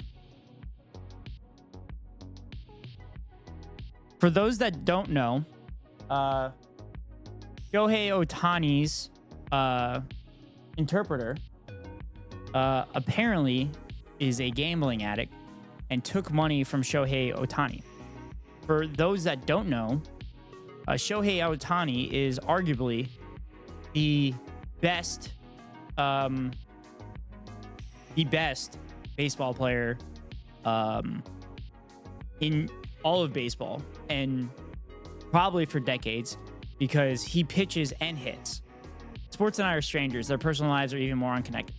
That's fine, but this is a crazy, crazy story. So the interpreter apparently stole like $1.5 million from Shohei Ohtani to pay for gambling debt. And of course, Americans, being dumb hogs we are all of a sudden thinking that Ohtani was the one actually placing the bets. But Ohtani's teammates said that Ohtani pretty much didn't have any interest in other sports. So it'd be weird if Ohtani was placing bets through his interpreter in other sports. Because also in California, I believe sports betting is illegal, and Ohtani was playing for the Angels, so that would be not a good thing. So, but it's an interesting story. It's not only a sports story, but it's just kind of an interesting gambling story. So let's watch this. This should give a rundown of it. And I went with the Ohtani one because I haven't done enough research on other stuff to do it, and I didn't have a video up and ready to react to because I didn't know what was going to happen. But anyway, so let's watch this. When did you first catch wind that something might be up with Shohei Ohtani and his interpreter? Let's just say several months ago. You know, I have to be careful that I protect my sources, and I can tell you we knew as early as January that these wire transfers existed. And so when did you first get a copy of anything that had Shohei Ohtani's name on it? And I guess it was spelled as the way that without the H, correct? Exactly. So I have seen 2 wire transfers, both for $500,000. One was from September of 2023, so last September, and one was for October of 2023. They both had Shohei Ohtani on them from that bank account as the sender, and the name did not have an H in it. So you can imagine one of the first things we did was sort of dig into, does he use that name? And we have since been told by multiple sources, including Ipe Mizuhara, that that is the name he uses as his legal name. It's on his passport, it's on his driver's license, and it's on his bank accounts. And obviously then it would lend a little bit more credence to the fact that it. So this goes from being kind of rumors in the rumor mill to straight up seeing the bank statements and seeing that this actually happened. So this is the part of the story where it becomes real, realizing that this has happened. Yeah. Was in fact him, or coming from him, or from his bank account, or from his computer, and I'm sure that might have lent a little bit more, one would think, standing for you to eventually now reach out to the Ohtani camp. Would you say that? I can tell you that the thing that we can say for sure is that Shohei Ohtani's name is on the wire transfers. Now the question, of course, is who sent them? That is the question. That is absolutely the question. Yes. So now let's, because it's obviously not something any journalist wants to do, is to suddenly be part of the story. And I'm not saying you are part of the story, but the fact that the first story you received from Ohtani's camp was with the interpreter was one thing, and then the story that came from Ohtani's camp after the interpreter spoke was another thing, which now is part of the story as far as I'm concerned. So I'd love to. So chat, we were talking about journalistic integrity earlier. This is it. They are diving in and looking for the facts. I know it's sports. I know sports are weird for a lot of people. Sports are very polarizing for people. Some people love them. Some people hate them. Unfortunately, I'm one of the ones that love sports because that's just, I was raised that way, and I happen to be very good at sports, and I continue to do sports. I coach baseball.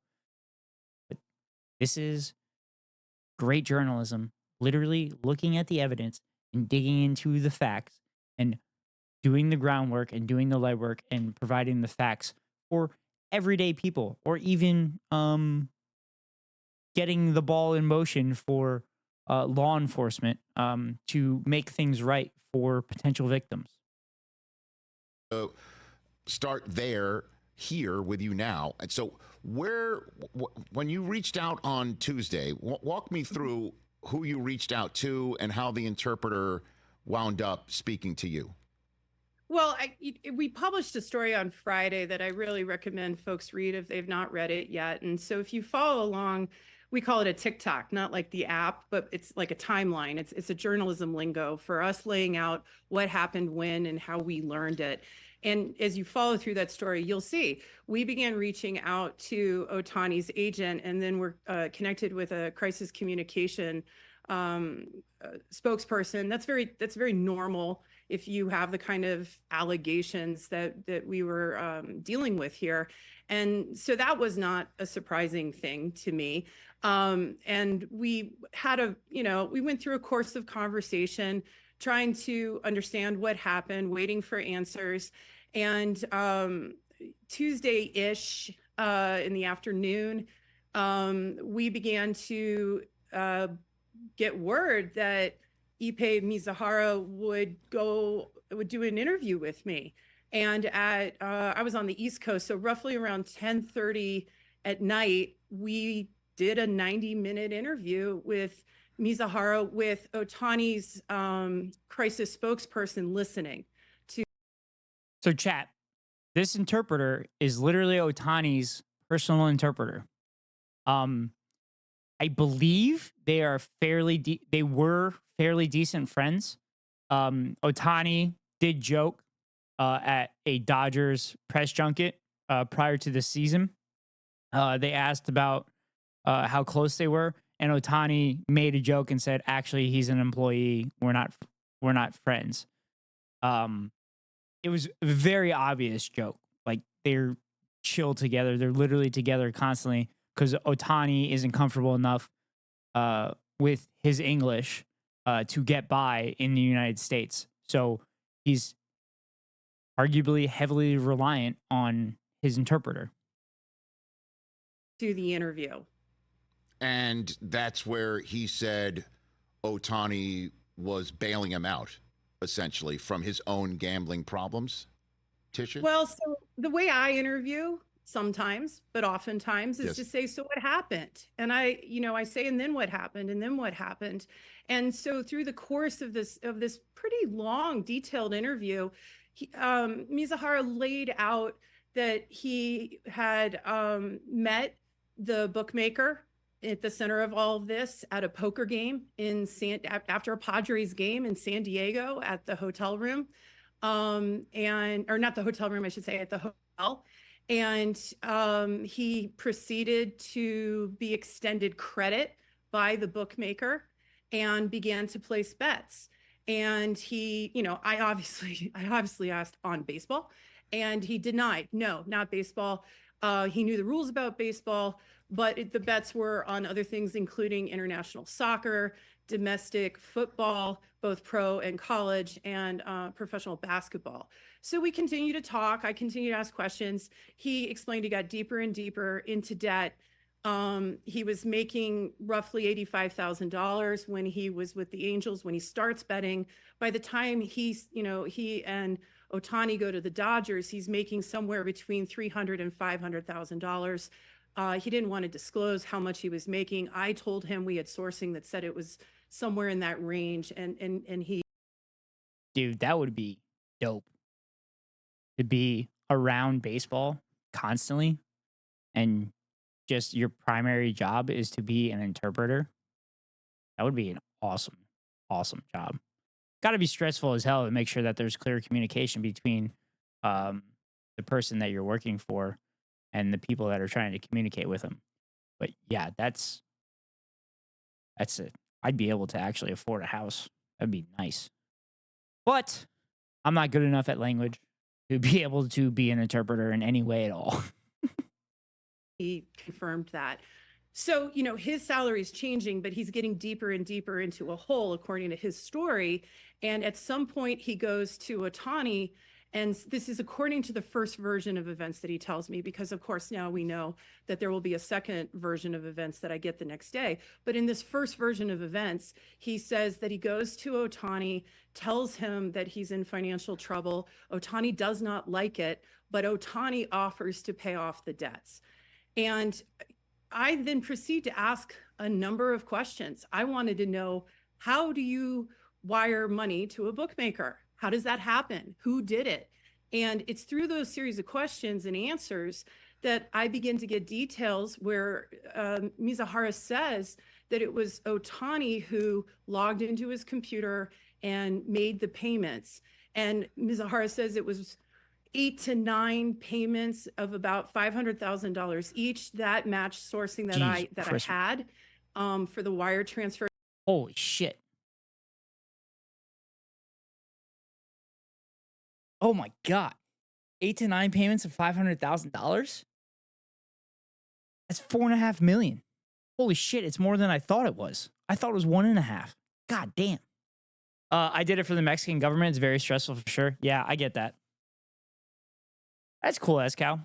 That's cool that you're, well, I mean, obviously chatting with you, you're very proficient in English and everything. Okay, back, was talking to my boss and he told me about a class he took called the Psychology of Play. Wait, like theater play? Or like games play? But Kiko, welcome back. We're reacting to a video about Shohei Ohtani's interpreter gambling. He asked me, what is the one thing that makes something fun? No, literally playing. Joy. That's also super, that's like an awesome class. The ability to stop. Holy shit, that's very true. Lamau, did you just, wow, your English is so good to me? No, I didn't. The ability to quit. No, Escal, that's not what I fucking did. I said it makes sense because I've talked to you and your English is very good. That's what I did. Oh God, it's the same thing as fucking Austin doing it to Hassan. I gotta bring up that video. Lamau. I gotta bring up that video. Because Hassan was born in the United States, but he grew up in Turkey. And Austin Show literally said, hey, for living in another country,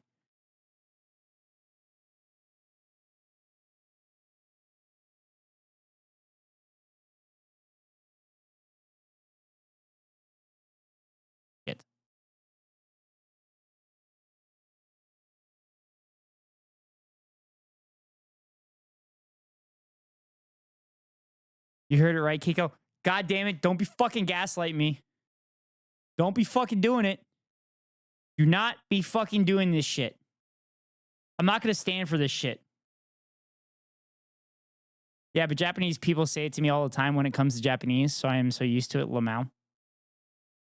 See, this is the exact incident I'm talking about. Wait, were you in ESL? Were you in ESL classes at school? I didn't go to school in America, Austin. You didn't? No, he got here when he was 18 or under. I keep forgetting. He learned English from anime.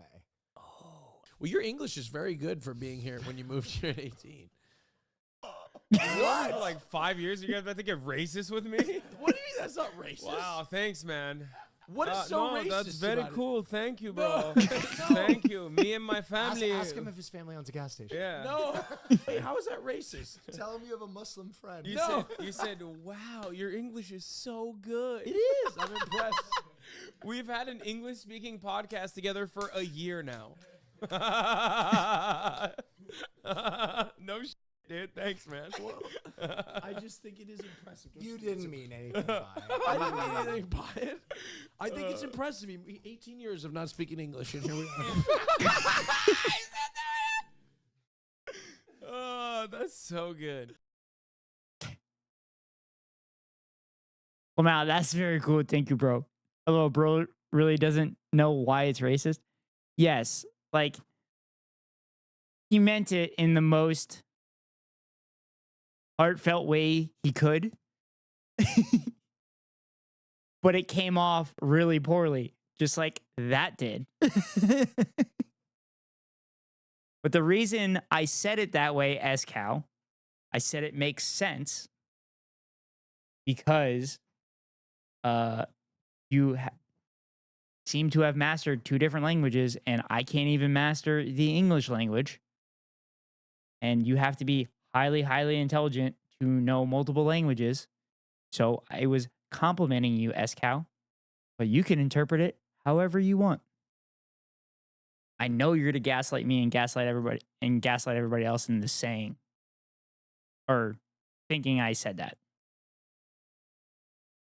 But that's not what I was saying. Anyway, back to the video. I'm not getting stun locked over this shit. I had only seen 2, but I had been told it was at least $4.5 million. And then, of course... Thing is, it's the same comment. Yes, I know it's the same fucking comment. And I understood that what he was saying, he wasn't... I feel like I should just keep my mouth shut. Because I'm just going to keep digging a hole, and you're going to make me keep digging a hole, whether you actually want me to dig that hole or not. Because you know I feel bad about it, so you're going to try to make me feel as bad as possible. Because you like fucking with me. Lamau, I never found that comment offensive. Kiko's on my side. Kiko gets it. Also, Kiko's American, and Kiko knows that Americans are fucking stupid, so there's no way that Americans are going to know multiple languages.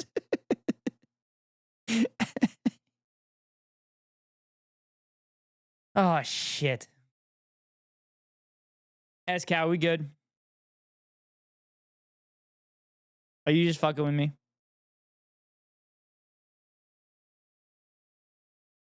I'll wait the 20 seconds. We never stopped being good, but it was funny. Fuck you, SCal. You're a fucking dick. Go fuck yourself, you fuck. Oh, God, I hate you. I hate you so much. I hate you. I hate your face. God damn it. You guys are the worst. Can't even ban you because you're a VIP. I mean, I technically can, but...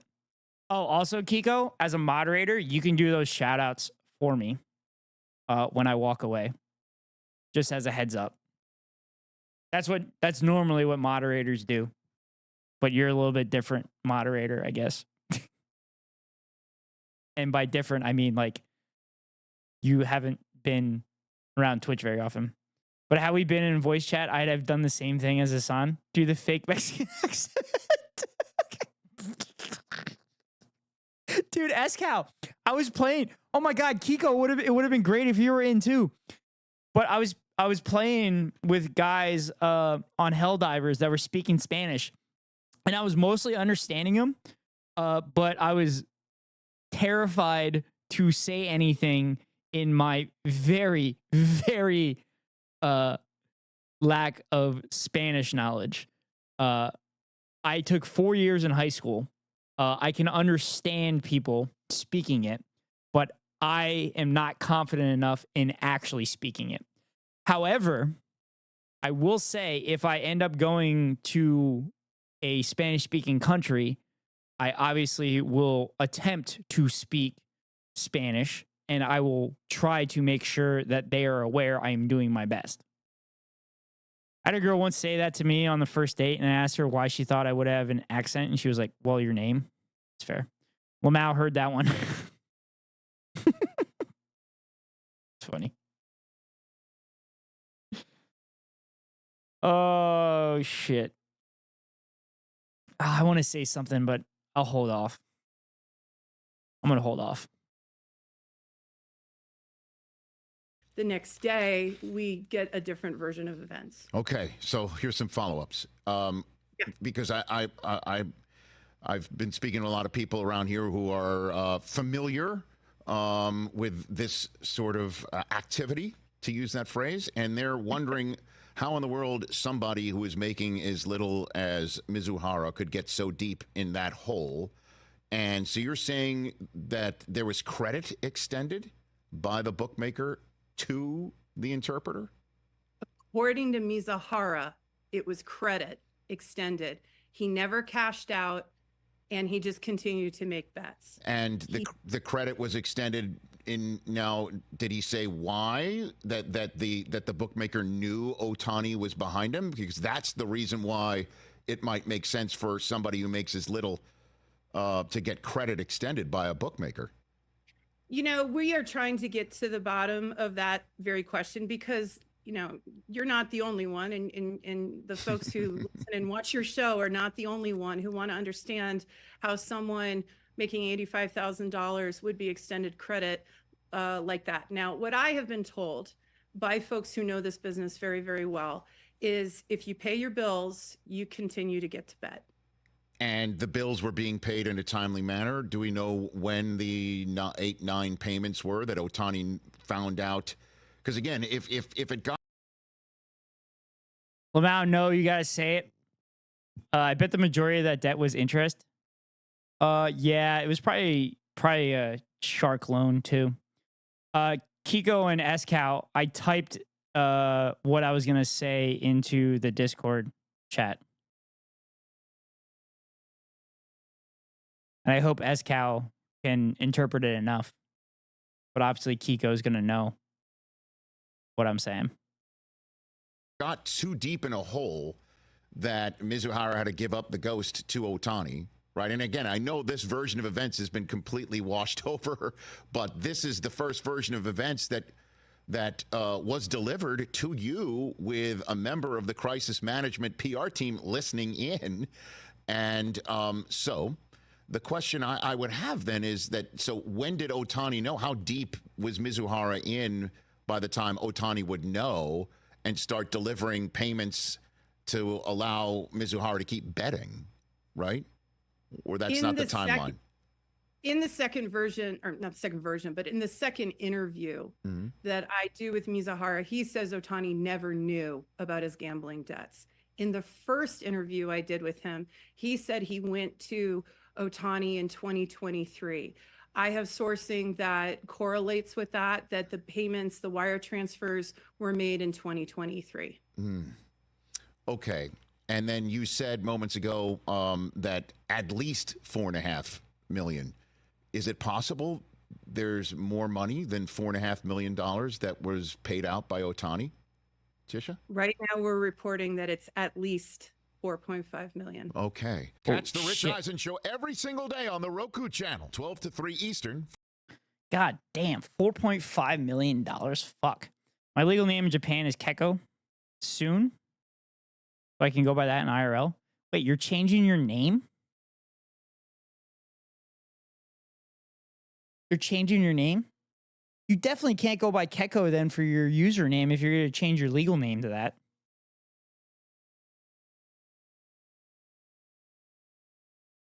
Also, we need more Keko. We need more Keko streams. Particularly the unhinged the unhinged GeoGuessr streams. We did 9/11. Should we run that clip again?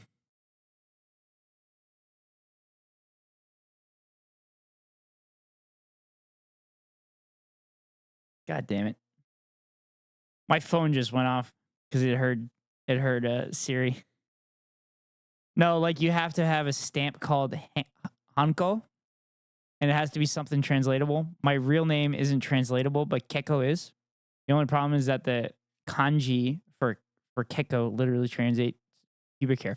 Dude, you got to embrace that shit. You got to embrace that shit. Did you steer into the skid for that? Because that shit is hilarious. All right. I also realized that my bookmarks were visible on stream. Whatever.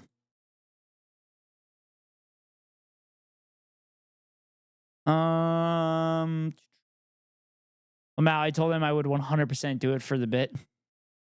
Nah, it'll get blurred out in Japan. Oh my god. We're talking about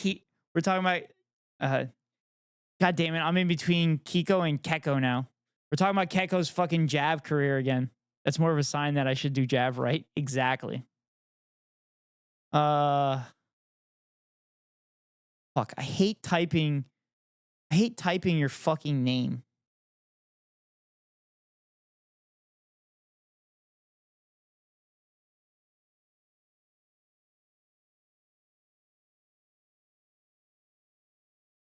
Oh my god, I didn't even type it right. I'm just gonna copy and paste it from here. Auto comes in at the perfect time. Auto comes in at the perfect time when we're talking about Keko's fucking Jav career.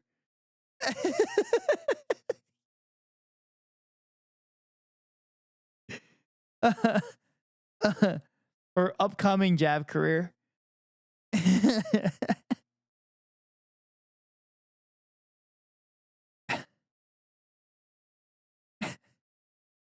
All right, here it is, chat. Here's the clip everybody wants.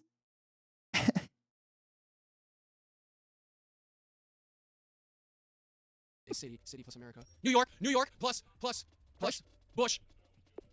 No, I got 9/11. I got 9/11. We did 9/11. No, don't clip that. Do not clip that. Sorry, I have it at 2 times speed because I watch Twitch at 2 times speed most of the time. City plus America. New York plus Bush. 9/11. I got 9/11. I got 9/11. We did 9/11. No, don't clip that. Do not clip that. Well, now it's so much better, faster, I know.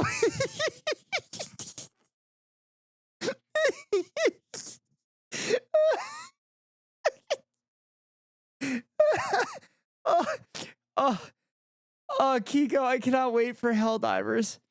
Oh, there's gonna be so much good content that comes out of that shit. It's gonna be so great. Oh man, I'm 100% on a list. Dude, I'm in the video. Laughing. Yes, okay, I 100% gotta get Helldivers. The funny thing is, the reason he starts yelling, "Don't clip that," was because I went to his chat and said, "Clipping."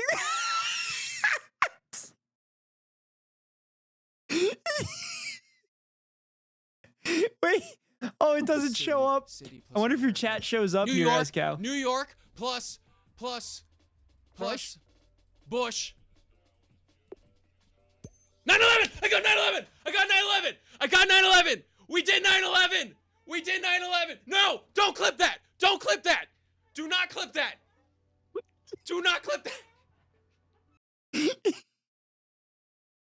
Oh my god, I clipped that shit immediately. And I was literally telling him like, "No, don't mind me. I'm definitely not doing something right now."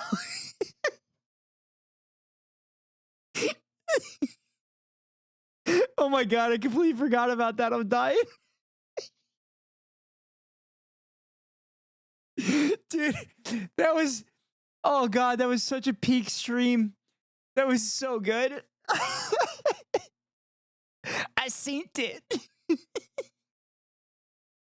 Dude, the best part was, oh my god, the best part is like, I think Ascow was our only viewer.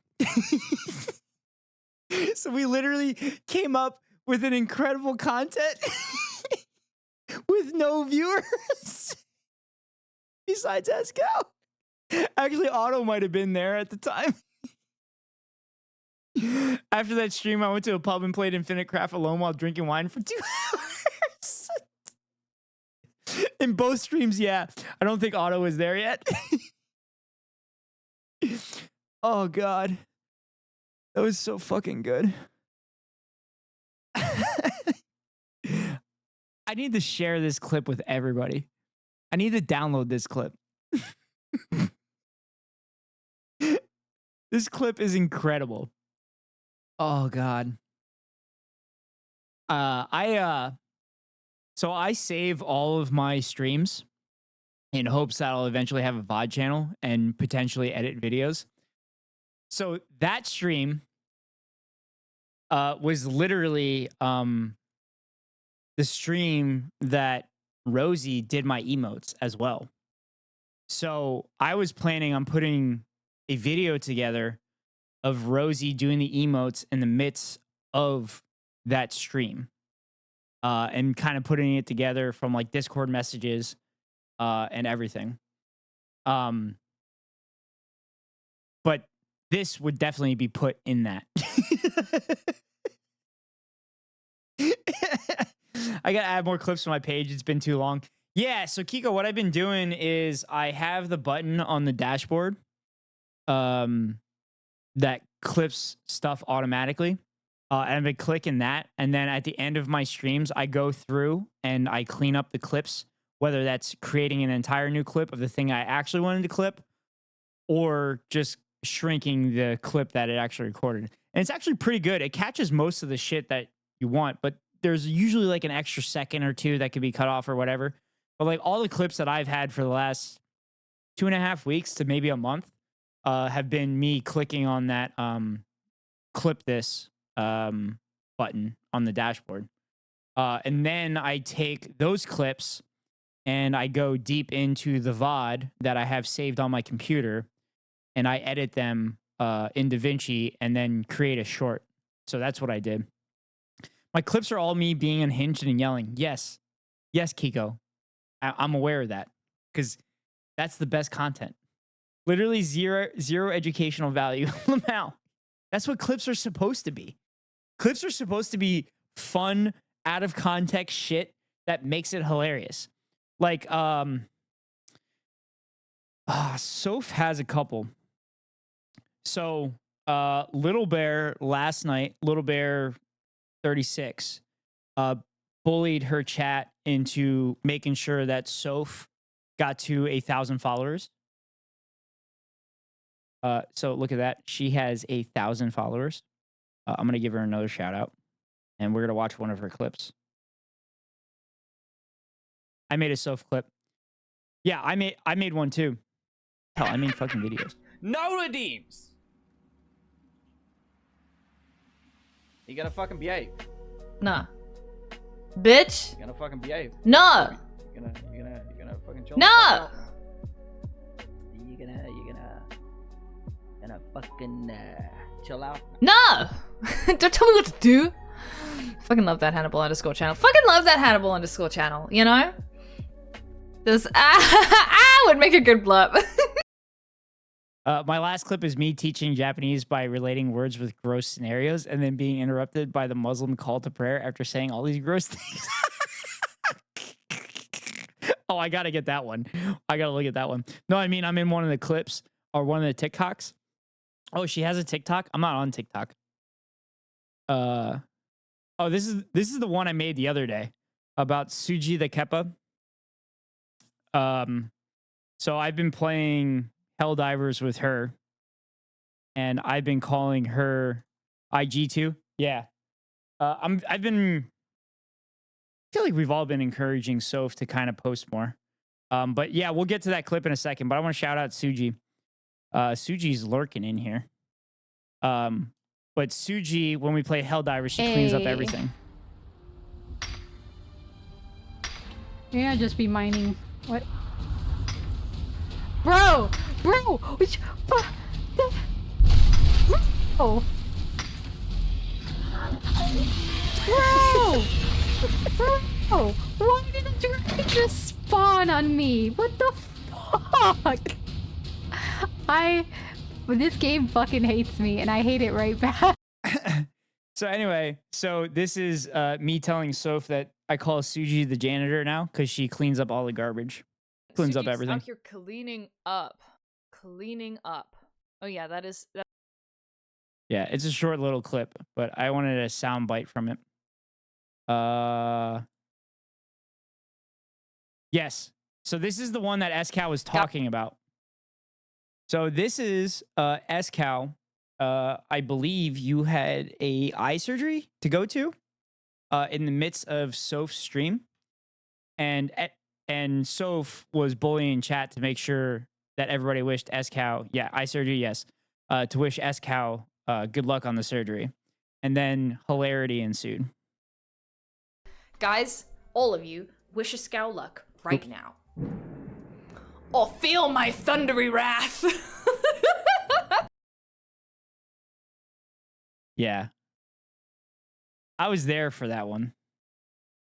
That one was hilarious. Guys, all of you, wish a Scow luck right now. Or feel my thundery wrath. Soph was in ZA at the time. Yeah, South Africa. Yeah. I was actually about to mention that. So she had a shit ton of thunderstorms throughout her streams and everything. But yeah, God, I remember when that happened. That was hilarious. That was so good. All right, Kiko. We got to look for the other one. Oh, I made this one. They're dead. They died. They died. They're dead. They're dead. They're dead. Like your relationship to them right now, let go. Because they're dead. He's talking about me and my brother. God.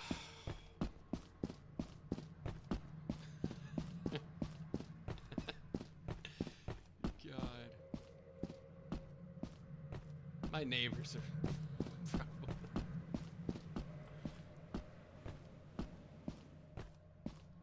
My neighbors probably think I'm having weird sex in here. With all these sounds. Just all of a sudden just high pitch, yelling shit, fuck, tits.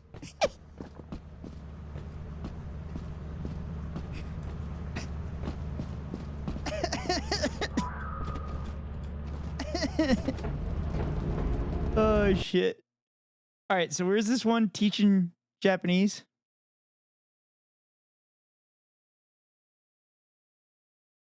Oh my God, Lamau, this one.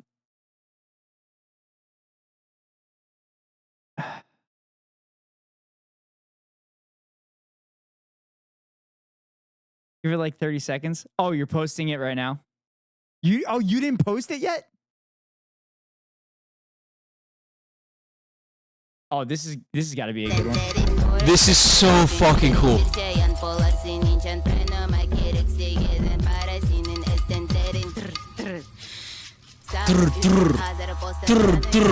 Genghis Khan can me and my people anytime he wants if it means I get to be this.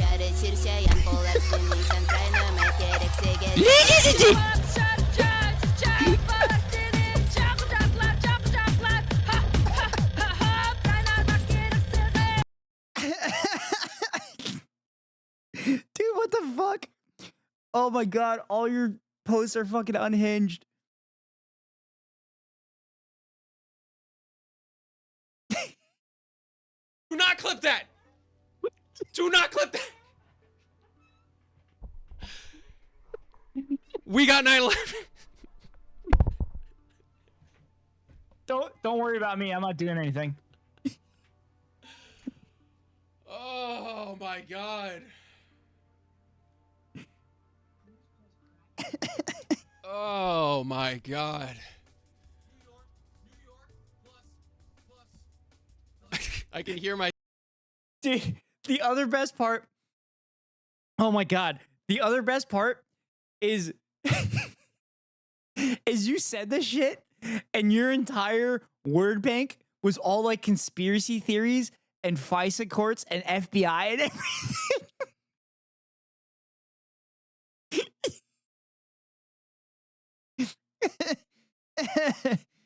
Oh God. Do not clip that! Oh, here it is. Here it is. Oh, and then when you talk to them, they go, they can't hear you. They're like, It's like, look at this toe show, Or you can be like an Italian guy, like, hey, look at this toe show, Hey, I'm not Italian. Toe show, toe show, You look at me like, mira, pinche toe show, Toe show, and then when they can't hear, they go, because they can't hear you. Sure, okay. Next is Station Eki. It should be called teaching. I don't think it's this one. Yeah, that's not it. Oh, yes, this is it. Wait, is there a different one? Or did you misclick it? Okay.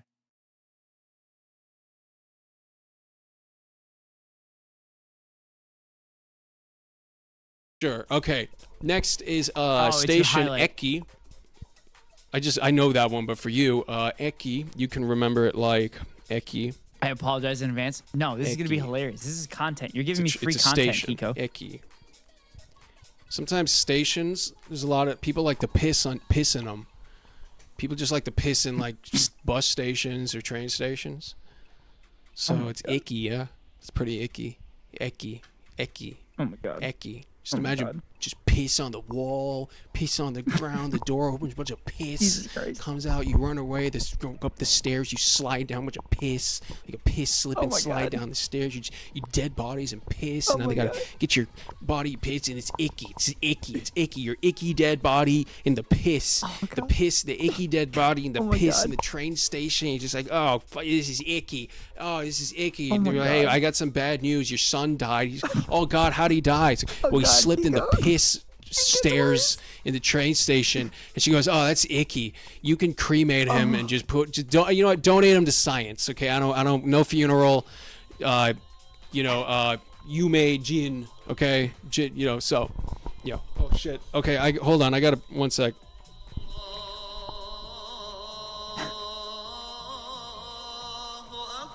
I gotta.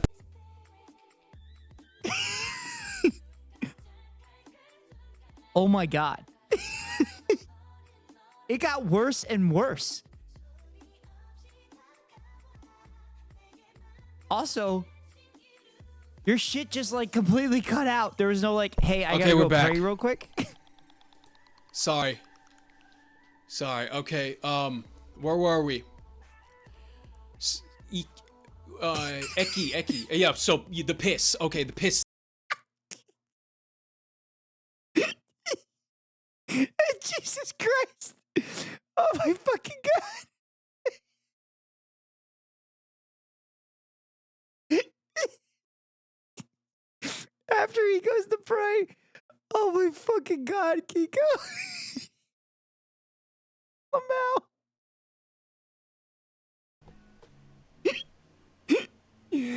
Oh my fucking god. You can literally clip my reaction to that at all, and my head is just in my hands that whole time. Oh shit. Oh, your stream started showing up. Dude, 2 weeks ago you haven't streamed? God, it feels like longer than that. Yeah, your son died. He slipped in the piss. The piss. It was icky.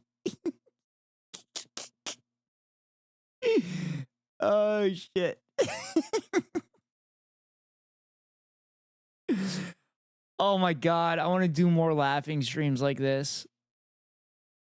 Oh, shit.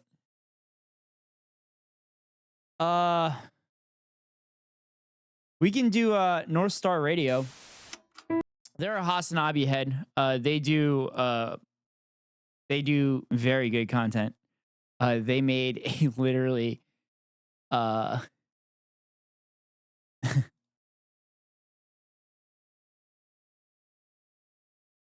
they made a Hassan bait video to bait all Hassan haters, and it's so good. We'll watch it after this one. But I haven't watched this one yet, and it's on my list.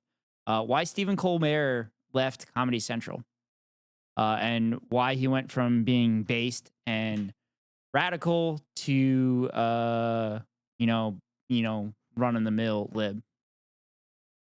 I'll definitely be on tomorrow. This got me all motivated, Lamau. Good. I'm so excited for Helldivers tomorrow, dude. Oh my god, this is gonna be so much fun. This is gonna be so much fun. Because, like, you're going to be bad at it, and me and SCal are just going to sit there and watch you struggle, and we're going to make fun of you. And then if you're good at it, then we're going to throw you to the wolves. Oh, I'm so excited. But anyway, North Star Radio, please click on the link and make sure to concurrently view the video. It is a tremendous help for all YouTubers if you like their video on top of getting a view. So again, North Star Radio, why Stephen Colbert left Comedy Central. Today's broadcast is brought to you by viewers like you. Become a member today and unlock exclusive content at patreon.com/NorthstarRadio. The year is 2005. 3, 2, 1. Happy New Year, everybody! Happy 2005! Stephen Colbert, after being a long-running correspondent for The Daily Show since 1997, was granted his own show by the network, a spin-off of The Daily Show, The Colbert Report. This is the Colbert Report!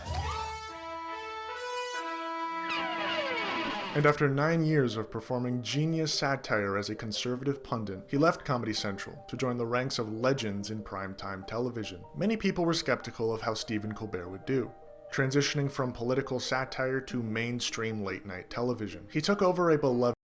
Kind of like I transitioned from my normal, boring-ass everyday job to being a Twitch broadcaster and running 3-minute ad breaks at the top of every hour. Because at the top of every hour, there's a 3-minute ad break to avoid pro ads for any new viewers.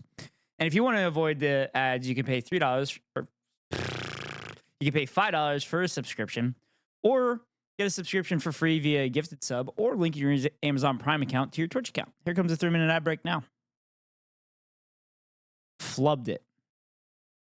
I was grasping for straws for a segue there. I had to get it out. Dude, you tripped on the 2-yard line. Yeah, I know. And I'm too short to score if I tripped on the 2-yard line. Beloved show, hosted for 22 years by a host with a cult-like following. So let's just say Stephen Colbert... Also, it's funny that you used a football reference and you said that you and sports don't mix. I know you have experience with football, though.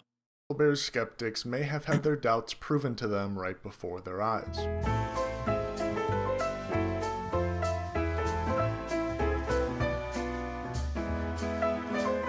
The Daily Show, a long-running satirical news program, has been a jumping-off point for many performers and comedians. People like Steve Carell, Ed Helms, Jordan Klepper, and Michael Shea all got their start on The Daily Show. And Stephen Colbert is no exception. He began appearing on the show as a correspondent in 1997, a supporting host who would do on-site reporting for the show or otherwise make an appearance in the studio. Steve, this debate is about religion. Let's discuss it rationally. Now, think about it. If you were God, would you manifest your divine glory to a shepherd in a cave in Saudi Arabia in the 7th century? Or as the son of a carpenter in a manger in Judea in the year 0? Come on, use your mind. Wasn't Craig Kilborn the first host? Yes, he was. And then Stewart took over, and it kind of exploded with Jon Stewart. I think Colbert was a correspondent under Kilborn, if I remember correctly. Stephen Colbert played many characters during his time on The Daily Show. John was one the of master, them being yeah. a satirical play on a conservative pundit. And John is still pretty decent, but he sometimes libs it up sometimes. Yeah, I said sometimes twice. I thought he got hired by John. Well, let's look it up.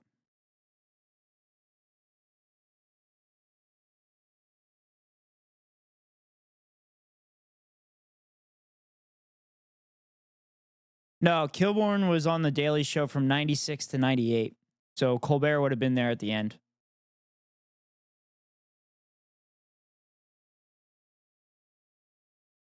Wow. The Daily Show under Kilborn was named Best Late Night Comedy.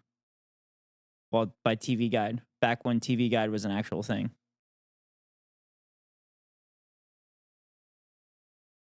And then Kilborn was selected to host the Late Late Show after Letterman, which is kind of funny. My friend was just on Colbert. Oh, really? That's cool.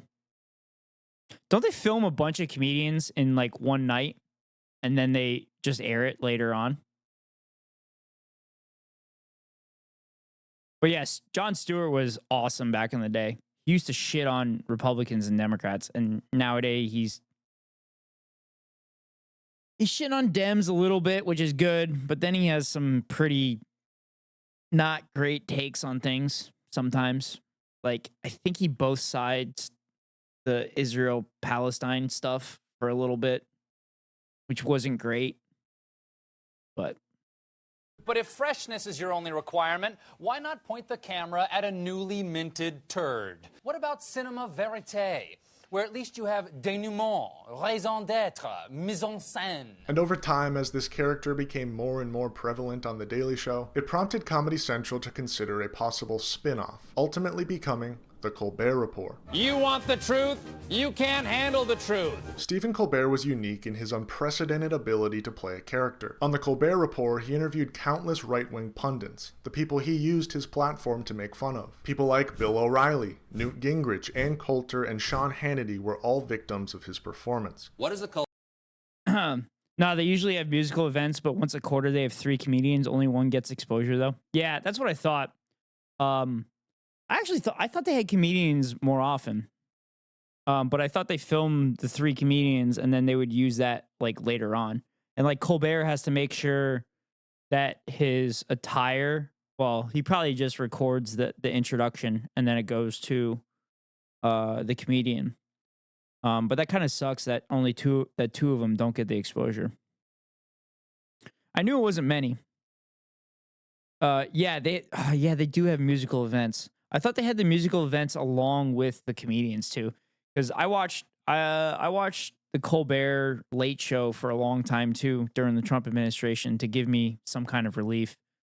No, it's one or the other. Oh, okay. Yeah, I was watching the Colbert Late Show, and I kind of wish I would have been interested when I was younger to watch the Colbert Report or even the Daily Show. But I grew up thinking. I grew up thinking the Daily Show was fake news, so I never really watched it. Plus, it was on super late, too. And I was still just a young lad. Culture war, and why is it so important? Well, the culture war is between secular progressives like yourself. I'm not a secular progressive, You're not? sir. I'm No? a deep religious man who will do anything you say. And some way, somehow, for all 9 years on the Colbert Report, he never broke character, even going as far as to play this conservative character even while speaking at a congressional hearing. America's farms are presently far too dependent on immigrant labor to pick our fruits and vegetables. Now, the obvious answer is for all of us to stop eating fruits and vegetables. And if you look at the recent obesity statistics, you'll see that many Americans have already started. The Colbert Report was evidently a massive success, as during the 9 LOL, imagine calling a Catholic a secular progressive. Yeah, these waspy motherfuckers are psychotic. Colbert is like hyper religious. Not hyper religious where he's like shoving it down your throat and stuff, but he's like very, very faithful, which isn't a bad thing. I've had this conversation on stream before. Being faithful doesn't mean that you're a bad person. It means there's a possibility. Religious communities have been at the forefront of progressive policies throughout history. So religions are not a bad thing. They provide hope for people that are in need of it. And a community for people that are also in need of it. Not a bad thing, despite what some people say. The USSR tried to eradicate religion, and that was a very bad idea. Just pointing it out. 9 years of its airing, the show won several awards, including PGA, WGA, as well as being nominated 44 times for the Primetime Emmy Awards. Comedy Central, The Colbert Report, and Stephen Colbert himself were at an all-time high in cultural significance, a peak in popularity. It all seemed to dwindle, however, when Stephen Colbert received the opportunity of a lifetime. There was some big news last week that slipped through my news crack. And it concerns someone I've admired for years, and yet surprisingly is not me. I'm talking about David Letterman, who last Thursday night announced his retirement. And I am going to miss this good man.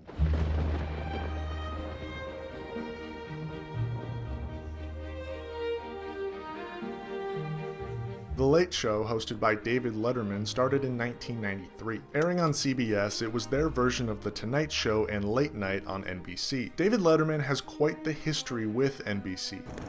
Would you welcome, please, David Letterman. David?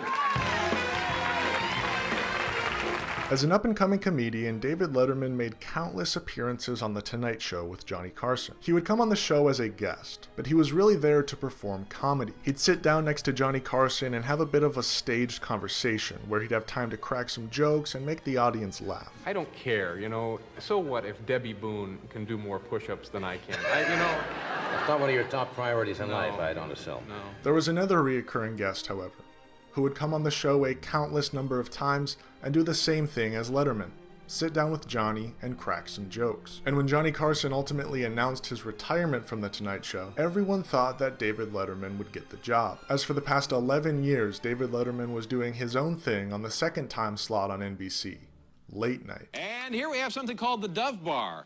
And this, to me, says a whole lot about the commercialization of the society we're in. This is not soap. Jesus Christ. Oh my God, I wonder if that's real. That's got to be real. That's got to be real. I always joke that literally every sign that's up there is because some fucking moron didn't realize something was a terrible thing to do. That is real, yes. Oh, Jesus.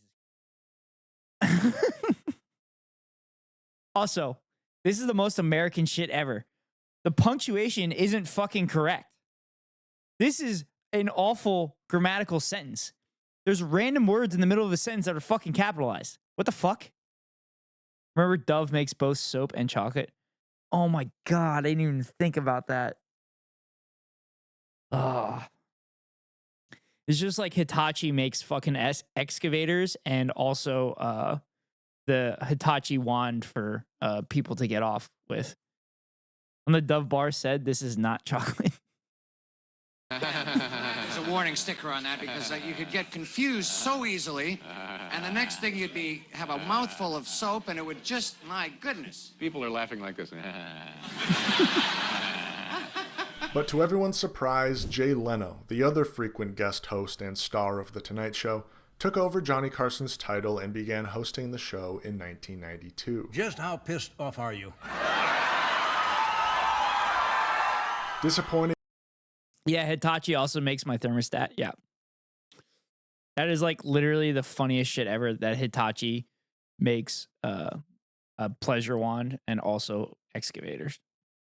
I used to work for Mitsubishi Electric. Also another company that makes a fuck ton of stuff. Mitsubishi Electric. Mitsubishi also makes golf shafts, and the golf shafts are absolutely incredible. In blind. Except I don't think it's Mitsubishi Electric. I think it's Mitsubishi. I think it's Mitsubishi Chemicals.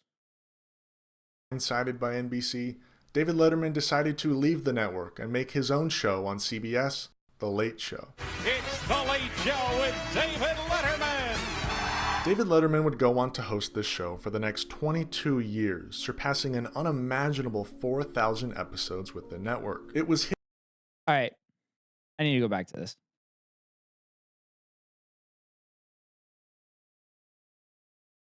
This was a very weird Letterman look. It was very weird. At the time, I didn't really think about this, but thinking about it now, I felt like this was a bit with the beard. But he had the beard for a very long time.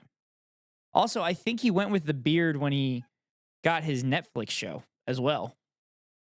But I'm used to like roughly what Letterman looked like here throughout my life. I wasn't a big Late Show watcher, but watching the clips of Letterman and stuff made me appreciate him. I thought that Leno was good too, but I thought Letterman was like a different kind of level. Have you ever heard of EDM cutters? Hitachi makes them too. We used to compete against them. I was a repair person for them. Yeah, that's right. I think we had the conversation about the EDM cutters. It rings a bell. Imaginable for. Also, for anybody asking, I'm pretty sure the EDM doesn't count as electronic dance music. Also, can we talk about Otto? Otto sent one message this entire chat, or this entire stream. Otto sent one message, and it was when we were talking about Kiko's potential Jav career.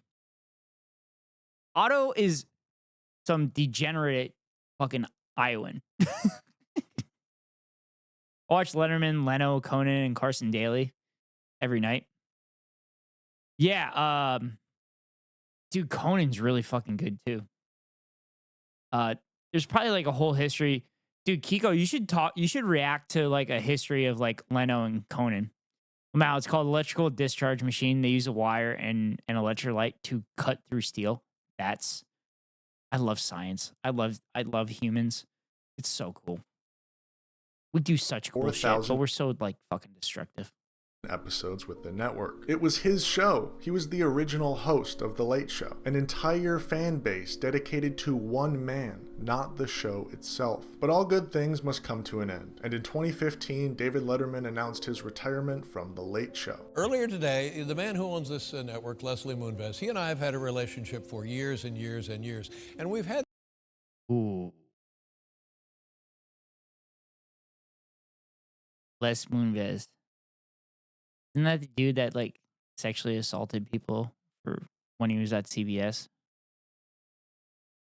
Isn't that the one that his wife hosts Big Brother and she changed her last name to Moonves when the allegations came out? That's the guy, yes. I met Conan, he's cool. Think of one of those styrofoam cutting machines, but for steel. That's fucking awesome. See, S-Cow. Now we just need to find one of those machines for cutting up bugs and automatons. We got to code that up for Helldivers. Had this conversation in the past, and we agreed that we would work together on this circumstance and the timing of this circumstance. It's called the Helldiver. That's true. Very expensive machine. That's true. I mean, the Helldivers aren't fucking expensive. They literally just print out Helldivers. That's literally what they do. And I phoned him just before the program and I said, Leslie, it's been great. You've been great. The network has been great, but I'm retiring. This is really? Yep. This is true. This is, you actually did this? Yes, I did. I just want to reiterate my thanks and for the support from the network. All of the people who have worked here, all of the people in the theater, all the people on the staff, everybody at home, thank you very much. And what this means now is that Paul and I can be married.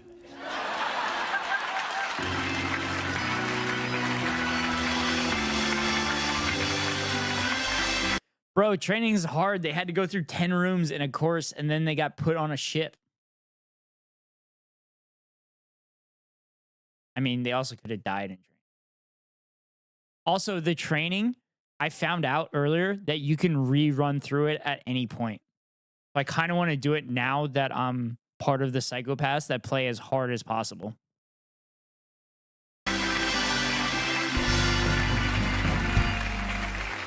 When Stephen Colbert was announced as the next host of The Late Show, many fans of Letterman were skeptical of Stephen Colbert's abilities. While The Colbert Report was a massive success, transitioning into primetime late-night television from satirical political comedy would be difficult for anyone, especially considering the fact that Colbert would be dropping the conservative shtick for The Late Show, the thing that skyrocketed him to national fame on Comedy Central. And when Stephen Colbert began his time at The Late Show in 2015, at the height of the 2016 presidential race, it created the perfect storm for Donald Trump to be the butt of many of his jokes on The Late Show.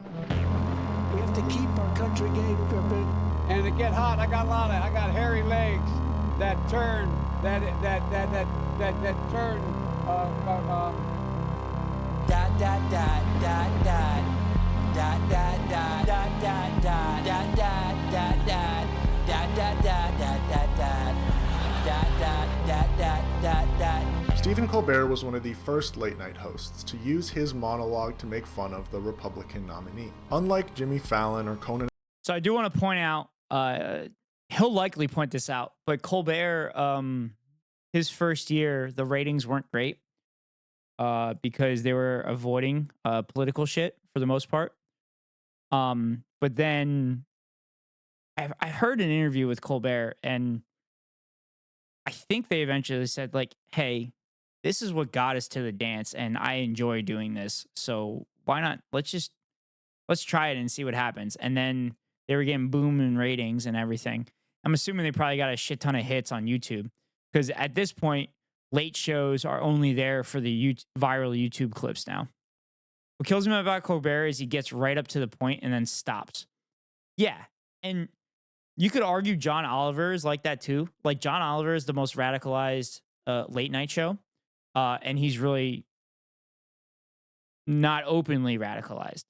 But it's also been confirmed, or like 85 to 90% confirmed, that the writers on John Oliver are Hasanabi heads, because Hassan will literally say something in stream and it'll end up on the John Oliver show like right after that.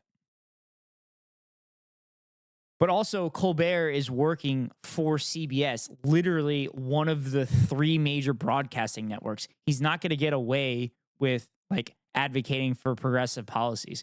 He did have Bernie and AOC on a shit ton, especially Bernie. And those are always great interviews with Colbert because it seems like Colbert kind of agrees with Bernie on a lot of shit. But obviously Colbert is very useful at making fun of fascists, because that's one way to try to defeat fascism, is to make fun of them and show other people how fucking stupid they are, which is one of the things we do here on this broadcast. And O'Brien, who tend to avoid politics in their show, Colbert had just come off a massive political satire show, so he was in the perfect position to do so. But like any joke that hits the first time around, and then the second, and even the third, it eventually gets played out to the point that it no longer hits like it used to. And it's the joke teller's job to acknowledge this and move along to a different punchline. But for whatever reason, Stephen Colbert, along with every other mainstream comedian in the Trump era, couldn't seem to give up Orange Man bad. Eddie Burback illustrated this quite nicely. But my biggest concern and my biggest complaint with Colbert is the type of comedy that he does against Trump. Now, don't get me wrong. I hate the guy, all right? I like jokes about him, but as people on Twitter would say, there's this type of comedy that they call Orange Man bad that is so cringy. It's that type of, oh no, Cadet Bone Spur, you couldn't go to war in Vietnam because you were too busy eating cheeseburgers with your tiny hands. That shit makes me want to just take a leap out my window right here. It's pretty much the equivalent of the, are you triggered? You're triggered right now. It's opposite ends of the aisle. Same type of childish, shitty, repeat the same joke for 5 years comedy. I like to refer to this phenomenon as... So that's Eddie Burback, or is it Burbank or Burback? But I'd like to react to some of his videos in the future on stream.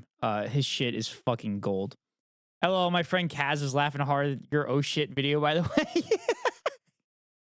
Did you pass it along to your buddy Kaz? Or is your buddy Kaz in here and clicked on it?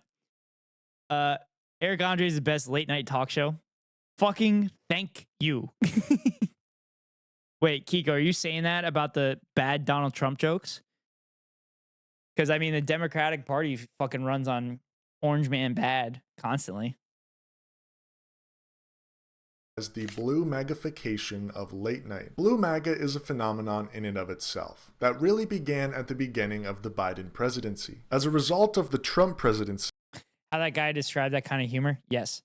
Also, I don't want to interrupt this part because this section is going to be a fucking banger. I have not watched this video at all, but I know exactly where he's going with this. And this is going to be absolutely great fucking content. Damn, it's 12:30. I need to get back to sleep. Okay, I'll get through this. Blue MAGA is a phenomenon in and of itself that really began at the beginning of the Biden presidency. As a result of the Trump presidency and the rapid magnification of America, once we finally had someone with a blue tie in office, many liberals clung on to that and gave their undying support to Joe Biden no matter what. Sure, Biden has done some pretty incredible things while in office. He's alleviated $136 billion of student debt, and he was the first president in history to appear at a picket line. However, he's really tarnished any legitimacy he may have had by funding Israel's war crimes in Gaza over the past 6 months. But Blue MAGA? Blue MAGA looks past this. He's funding self-defense. He's making the United States a safer place to live. He's Dark Brandon. This all culminated in another talk show appearance, when on one fateful night, in secret, Joe Biden made an appearance on Late Night with Seth Meyers. Welcome back, everybody. We're here with my very... What do you mean back to sleep? LOL, I slept since 7 p.m. to 10 p.m. That's why I'm awake right now. Well, you took a nap there so that you could watch the Ned Ghost Rider broadcast, S-Cow. That's why you took the nap, right? Nothing to do with work being fucking hell week for you or anything.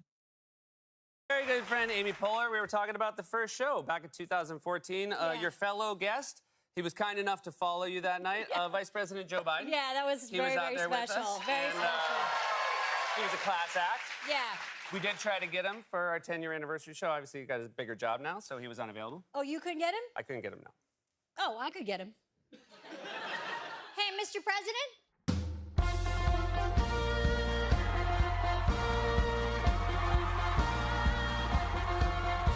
And within no time, Wait a minute. organized outside They didn't bring him out to hail to the chief?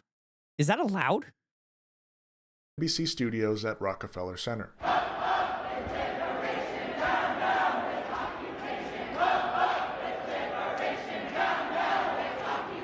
As predicted, it was quite the softball fest. Simple questions with simple answers meant to boost the morale of his supporters. But surprisingly, Seth Meyers did bring up Gaza. It's just with Biden's confusing... That's the intro to Hail to the Chief. They play it when I was at work. Oh, I didn't realize that. I didn't realize there was an intro. I thought they went right into it. Half-assed response, there wasn't much of a follow-up. Every day we see these horrible images out of Gaza. Is there a path forward? Is there a safe future for the people who live there? There is a path forward with difficulty, but here's the path forward. Look, first of all, the hostages being held must be released. And if we've got at least a principle agreement, there'll be a ceasefire while that takes place. Ramadan's coming up, and there's been an agreement by the Israelis that they would not engage in activities during Ramadan as well, in order to give us time to get all the hostages out. That gives us time to begin to move in directions that a lot of Arab countries are prepared to move in. I think the only way Israel ultimately survives, and I make no bones about it. I get criticized for having said a long time ago, you need not be a Jew to be a Zionist. I'm a Zionist. Were there no Israel, there's not a Jew in the world to be safe. They also have to make... This motherfucker bragging that he's a Zionist in this interview. Yeah, he also bragged about it during the State of the Union as well. Also, he's the president of the fucking United States of America. There's 6 million Jews that live in the United States. To straight up say, actually, if Israel doesn't exist, Jews around the world aren't safe. You are responsible for the safety of 6 million Jews in your country, and you're telling them that the existence of Israel is the only reason that they're alive. Are you fucking kidding me? What the fuck are you doing, Joe? What are you doing? Take advantage of an opportunity to have peace and security for Israelis and Palestinians who are being used as pawns by Hamas. And so there's a process underway that I think if we get that temporary ceasefire, we're going to be able to move in a direction where we can change the dynamic and not have a two-state solution immediately, but a process to get to a two-state solution, a process to guarantee Israel's security and the independence of the Palestinians, but without them being able to, for example, invite in another country to provide their defenses. There's ways to do this. This interview is so fucking rage-inducing right now. I haven't seen much of this interview. I think Hassan watched it, and this is so fucking this is pissing me off so much. Lamau, yes, go off. There's a good video from some more news saying Biden should run as a Republican. He says he would be a good Republican. Yeah, 100%. I have literally said this, that they're the same goddamn fucking party. Like, it's insane. He continued Trump policies. He literally continued Trump's fucking wall. And then months after calling Donald Trump literally Hitler, saying it was Hitlerian responses, with Trump saying that migrants are poisoning the blood of Americans, turns around and pushes a bill that Republicans pushed for at the exact same time Trump is making this response. And then he turns around and says to Trump, hey, buddy, come on. Like, just kind of help us out. Let's do a plan together. Let's fucking let's fucking murk brown people together. Like, we can do this together. Like, what the fuck are you doing? Why are we voting for you? If you're going to do the same policies as this guy, why are we voting for you? What are we doing? You're not going to get the people that are voting for the racist if you're doing the same policies. If you're doing the same policies as the racist, the people are going to vote for the racist because they like open racism. Because they're racist. What the fuck are you doing? He says, literally people are being slaughtered as he said this. Yeah, I know, Kiko. And I don't have time to go into it now, but, and in the meantime, there are too many innocent people that are being killed. Israel has slowed down the attacks in Rafah. They have to, and they've made a commitment to me. They're going to. They didn't slow down the attacks on Rafah. They didn't. It's gotten bad. It's gotten much worse from this interview. To see to it that there's ability to evacuate significant portions of Rafah before they go and take out the remainder of Hamas. But it's a process. And look, Israel has had the overwhelming support of the vast majority of nations. If it keeps this up without this incredibly conservative government they have, and Ben-Gvir and others, I've known every major foreign policy leader in Israel since Golda Meir, they're going to lose support from around the world. And that is not in Israel's interest. Well, I wish you the best of luck with that because they are really horrifying scenes, and I'm happy to hear you agree with that as well. So where do we go from here? Well, it's quite evident by Colbert's transition into primetime television, as well as Joe Biden's puff piece interview with Seth Meyers, that whoever legacy media decides to make the face of their #1 show and network as a whole, no matter how anti-establishment they may have been before, they will always fall in line and say and do whatever the American State Department tells them to do. Because at the end of the day, mainstream media, primetime television, is used as a weapon, a subconscious weapon against the American public consciousness. To believe that whatever they're hearing on TV, coming out of the mouth of their favorite comedian, is the just opinion, the normal opinion. And I'm not... Even worse was when Kamala said there would be a ceasefire for at least 6 weeks, and then that never happened, and they went straight to build a dock. Yes. So Kamala Harris, the speech was specifically written so there would be a pause after she said there will be a ceasefire so that they could clip it and show, hey, we're advocating for a ceasefire. And then she said for 6 weeks after that. The crowd erupted after the ceasefire, and then after she said the 6 weeks thing, I'm pretty sure there was an open groan. And then the build a dock that they're trying to do is literally just building a permanent station in fucking Gaza. That's what they're trying to fucking do. Yeah, they might deliver some aid, but that's literally going to take months to build the fucking dock. But they're trying to build a permanent station within Gaza, a permanent occupying station within Gaza.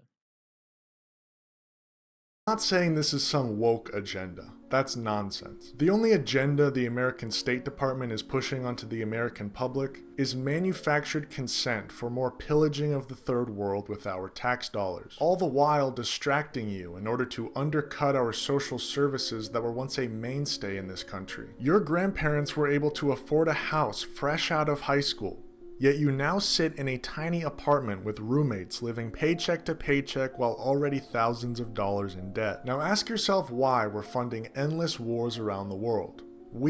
Our tax dollars. Because the lower 48 hasn't been invaded since 1812. Yet we've invaded 63 countries since our founding, many of which we've invaded several times. But hey, it's self-defense, right? God damn. Oh, North Star Radio is spitting straight fire. I love it. Be sure to go give North Star Radio a subscription on YouTube. Holy shit.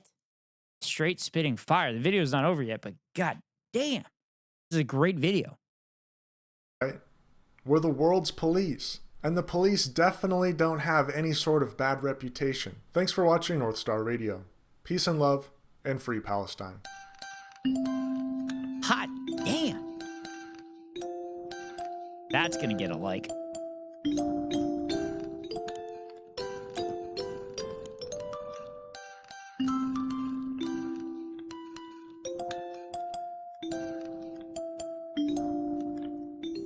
Well, once again, that was North Star Radio.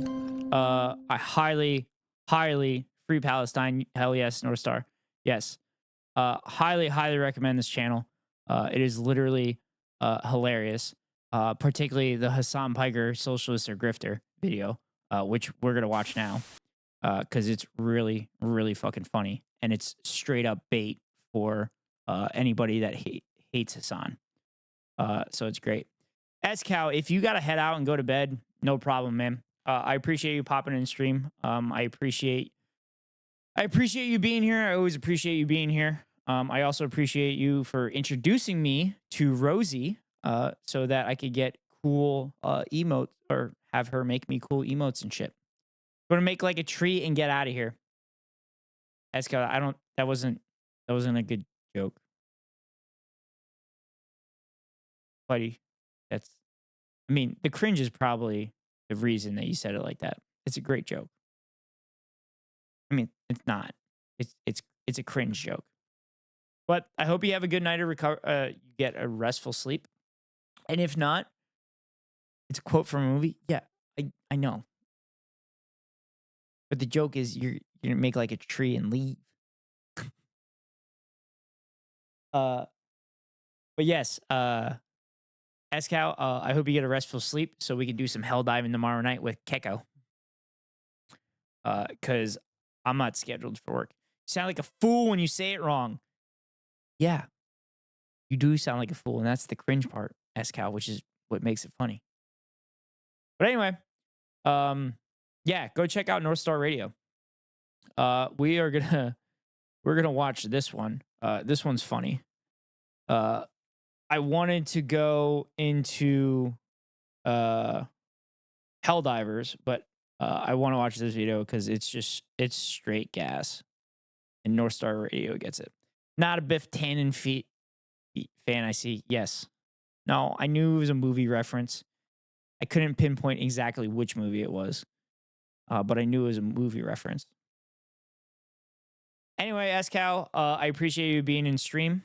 And I hope you enjoyed my React content for the day. I didn't know what this stream was going to be today, but I really enjoy this React content, particularly reacting to Kiko's clips of acting like a fool. What did the hockey goalie say to the defender? This stream has been great. Did the hockey goalie say to the defender? Block the puck, dick. Let's get the puck out of here. Nice. That's a good one, S-Cow. High five. Hey-o. It's not a fool. It's high-ass art. All right, you left on a good one, S-Cow. Oh, God. Shit. My desk is creaking. I don't know if I want to go into work tomorrow.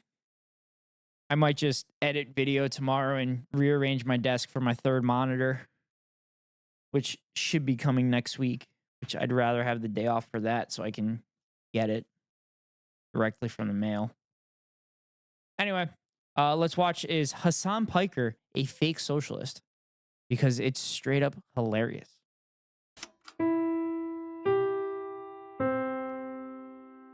Today's broadcast is brought to you by viewers like you. Become a member today and unlock exclusive content at patreon.com/NorthstarRadio.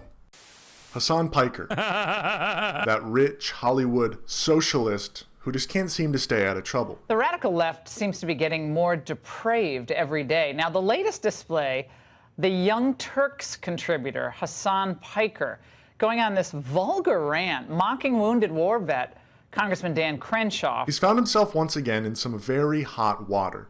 And I'm not talking about a bath, because that guy stinks. You've been clip chimped and people are acting like you said streaming is harder than other jobs. Oh my God. Oh my God. Oh my God. Oh. There's no unflattering shot of that guy. You talking about Hassan? Because he's so fucking gorgeous. Oh my God. I am going to video game myself. So who is Hassan Piker? And does he actually live by the socialist lifestyle he preaches on a daily basis to thousands of blue-haired tankies? Shit, I shouldn't have laughed at that. Hassan Piker grew up in Turkey to a wealthy and educated family. To be fair, they were wealthy by Turkey standards, but they were still privileged nonetheless. Does that sound very socialist to you? He was reportedly picked on in his adolescence for his heavy weight and lack of exercise. We're both former fat kids. Yeah. I knew that about him. Current fat kid. No, But shut you're not the fat. Current fat kid, but thank you. So in that regard, he was very socialist, participating in the laziness that socialism encourages. Hassan Piker is an anchor baby, a phenomenon in which parents will give birth to their child in the United States. They're trying to bash him and just throw up a model shot. Kiko, this whole video is satire. He's literally making fun of the people that hate Hassan. He's literally trolling them. North Star is a massive... No, I like the clip they used from the Fox. Oh, yeah. Yeah, you're right. Okay. But yeah, North Star Radio literally has a video talking about how he is so appreciative of Hassan and Hassan's content for radicalizing him. In order to grant them birthright citizenship. Wait, it says you were born in New Jersey? That's slander. No, that's real. You were born in New Jersey? No, that is real. New Jersey? This caused an obsession in the mind of young Hassan Piker. An obsession with the heart and engine of Western civilization and the capitalist world entirely, the United States of America. How is it that you're very, like, your English is perfect? American TV. Like, I read English books when I was growing up. I was a weeb for America. Okay, I was an America boo. Like, Also, Gila literally said the same thing that I said about Escal. Nobody's saying that about Gila. Gila Klein is from Israel, by the way. And that's all I'm going to say about that. Yeah, no, I 100% get this as a pro Hassan. that's part of the reason why it was so easy for me to assimilate to the culture here in the past 10 years that I've been here, 11 years that I've been here now. I was about to say Lamau. Yeah. All I'm going to say. Third time that has been said in this broadcast. Yeah. I don't want the smoke. I'll leave it. Because I was just always obsessed with American culture. Watched as many TV shows as I possibly could in Turkey. After studying both at University of Miami and then Rutgers University because he was partying too much while in Miami, Hassan Piker stayed in the United States and found a job thanks to nepotism. His uncle, Cenk Uygur, one of the founding members of the Young Turks, brought Hassan on to work in the network's ad sales, and after a short while became producer and host of his own show, The Breakdown. Hi, Tucker Carlson's white pilling your dads every night. Happy Monday. Kanye West is having an extended normal one. Socialism makes me sad. Alexa, play Venezuela.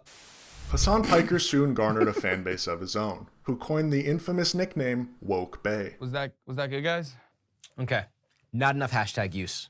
Hashtag abs, hashtag model, hashtag woke bay. Hassan, you'll never really be woke bay until you go vegan. Hassan Piker. Yeah. They're calling him woke bay on the internet. Really? Like because all the girls think he's gorgeous, but he's also like super political. With his newfound fame, he began Twitch streaming to a small but ever Woke Bay.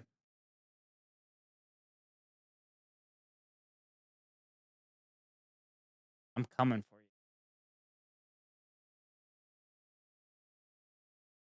growing audience. He enjoyed Twitch streaming because to him it meant freedom, especially in comparison to the small but mighty corporate media production he was a part of at the Young Turks. It all changed, however, on the ever fateful day, August 21st, 2019.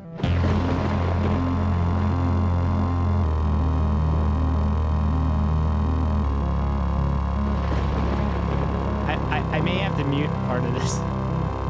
This is so insane. America deserved 9/11, dude. I'm saying it. We're there to partner with them. Like we totally brought it on ourselves, dude. Holy shit. We did. We did in a video game, whatever, hypothetically, politically. We did, man. We did. Holy shit. Look at the way that this dip is running his mouth, justifying genocide right now. Like, how is this? How is anything I'm saying controversial? Like, we fund the people who did 9/11 still to this day. What the fuck is wrong with this dude? Didn't he go to war and like literally lose it? Yep.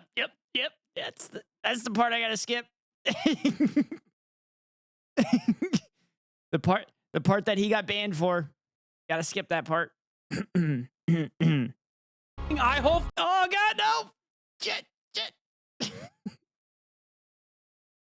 A bit in the news recently as well. I want to address real quickly. You made some comments that got a lot of pickup, talking about 9/11, saying that Americans deserved 9/11. This was something you said on a Twitch stream that was very long, had a lot of other stuff in it. You deleted it and said that that was probably not the best way of saying that. You also made a comment about Dan Crenshaw, the Republican congressman who had an eye injury in war. So you said America deserved 9/11. Did you mean that? Yeah. It's so stupid. Really? This is the guy you're fighting for? This is the guy who's supposedly anti-violence? Anti-war? Are you kidding me? Wow. Wow. From this point onward, not only did Hassan Piker receive immense amount of media coverage and death threats, but his co-workers were also the recipients of several threats of harm. And for that reason, thanks to his large following on Twitch, Hassan Piker was able to leave the Young Turks and pursue a full-time career in Twitch streaming. Yeah, I don't know. I've kind of gone on and off of Ben Shapiro. But I like Steven Crowder, I like Dr. Robert Malone, Hank Pecker. There's a lot of different streamers and media outlets that I think do push. And you should be able to choose what you want to do. Oh! Are you fucking joking? No! Dude, he's so good! He's so fucking good!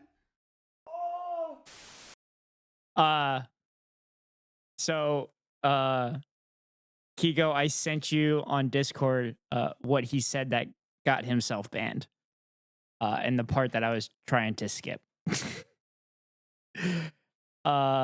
Officially, that's why he got banned. But anyway, that clip is Hassan reacting to a Jubilee video where you had to spot the fake conservative. And he had heard in advance before watching this video that one of the people in the group were a Hassanabi head. So he was sitting there and trying to guess who it was. And then that person dropped the Hank Pecker line. They dropped the Hank Pecker line, and Hank Pecker is Hassan's conservative alter ego. So that was the immediate indicator that it was a Hassanabi head. Trumpo season. Oh, these are from Reconstruct. They're like Realtree. They're Realtree camo pants that have a bunch of crazy. Oh, what the is my head in this, dude? Why? Why did you do that? After working at the Young Turks and being known as Woke Bay by his own audience, it's self-explanatory that his politics lean quite heavily to the left, and he doesn't try to hide it. Everywhere Marxism has been tried, it has left death and destruction in its wake. So right. Unlike capitalism, which is no deaths. Never forget, if famine, food shortages happen under a communist organization, that is because of communism's failure. But of course, if people, like the 14 million people that die every year as a consequence of famine, when capitalism has created a surplus of food, an abundance of food, those people are dying because they don't have their bootstraps, okay? That's Facts. it. Remember, Facts. Communism, responsible for any death and all deaths. Capitalism, responsible for no deaths. I've made the greatest argument of all time. There you go. You can't deny it. That's the best argument, dude. But Hassan... Best debate argument ever. Just drop that one on him. Yeah. Every death and casualty. communism. Capitalism has resulted in 0 deaths ever. 0.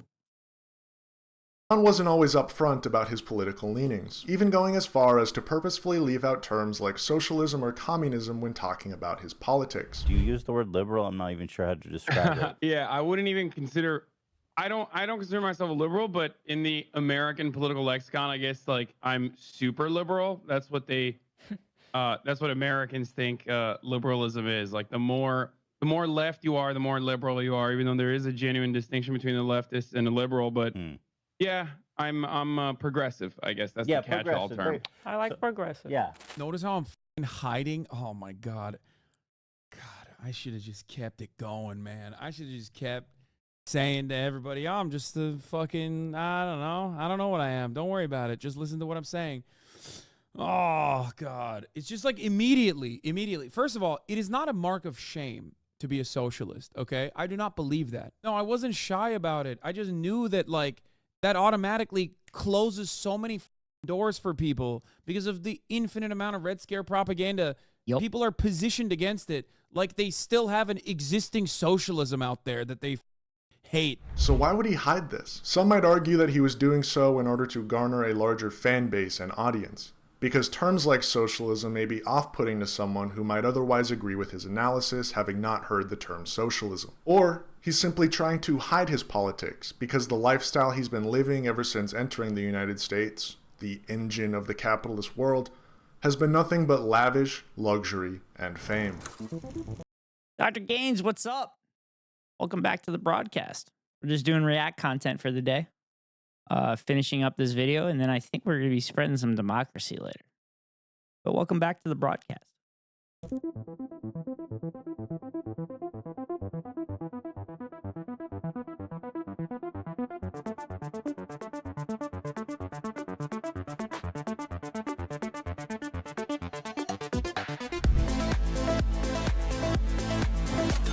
I'm just living the billionaire. Just get back from some pool with a mate. Nice. Did you run the table? Run the table, hustle some people? Not that I advocate for gambling. Not that I advocate hustling people, because that could end poorly for you. Lifestyle.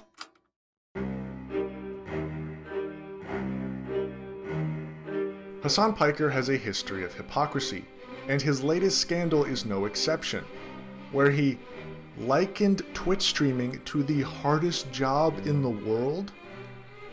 Wow.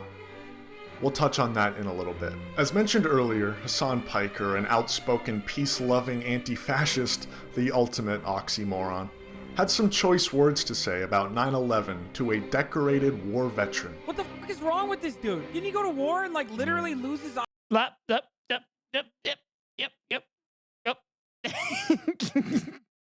Yep. 21, Hassan Piker bought a mansion in West Hollywood for $300 million. And as we all know, socialism is a poverty cult. So whoever is closest to poverty while also participating in activism is the person who is doing the most socialism. Not very humble of you, Hassan Piker. Yes? I'm being told the home was actually $2.7 million and not $300 million. And although that's a pretty standard price for a home in Los Angeles, if Hassan Piker really wanted to participate in socialism, he would go live on Skid Row. Because that's so... No, he's pretty beast at the game. Okay, that's fair. I mean, you guys could have hustled people. I love his song. God, this is like playing Russian roulette. Well, thankfully, I've already watched this video multiple times. So I was aware what was coming. Well, I've seen that clip many times too. Socialism in action. In December of 2021, Hassan Piker, while sitting in the comfort of his own mansion, used one of the most disgusting racial slurs known to man, one that digs deep into the hearts of many. And I am no exception. You dumb. Wait for it, chat. Wait for it. I bet you won't guess what racial slur is about to come out of his mouth. It is literally the worst one that you could ever say. But I'm going to play it here, because I need you to know that it is a word that we shouldn't use ever. Ever.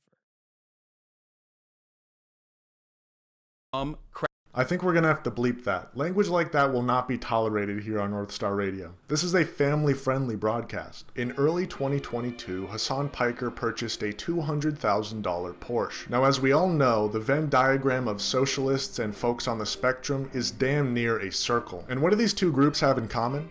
They both love trains, but more broadly, public transportation. Hassan Piker, a socialist, would rather drive a gas guzzler than participate in the proletariat pastime of being chauffeured around by a 60-foot limousine. And the best part is, when you get to your destination of the red light district, the bus just leaves and you don't have to worry about parking it. Checkmate, socialist. Something happened the other day on the Hasanami broadcast, which is ultimately the reason for me making this video. Hassan Piker reportedly likened Twitch streaming to the hardest job in the world. Are you kidding me? What is with this guy? Remember when he wore that shirt that said tax the rich? This guy is the rich. Why isn't he advocating for the taxation of himself? If you're mad at me, tax me more. Okay?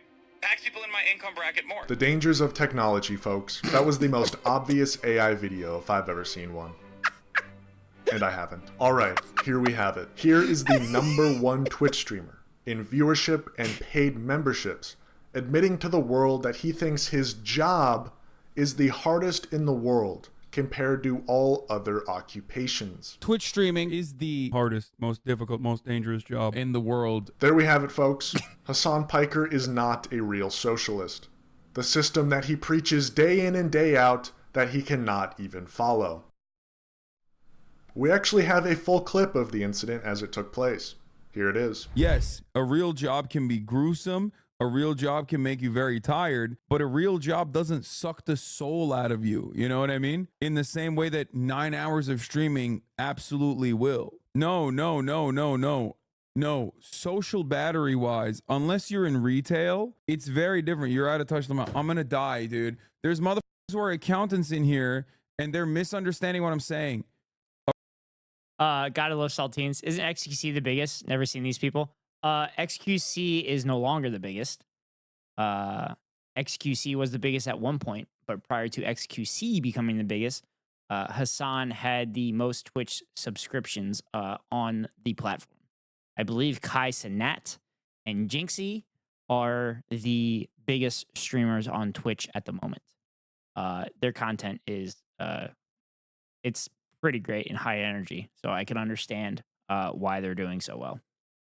A real job does not expend your social battery in the same way as someone who did a sales job, a real job. I'm telling you, as someone who did both, 9 hours of constant performance and people pleasing taps you out from social scenarios.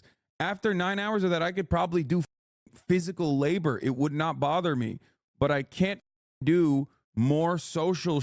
That's my point. There are obviously real jobs out there that are good comparisons. Service sector, people-pleasing jobs would be very similar. Those are like, I think, customer service type.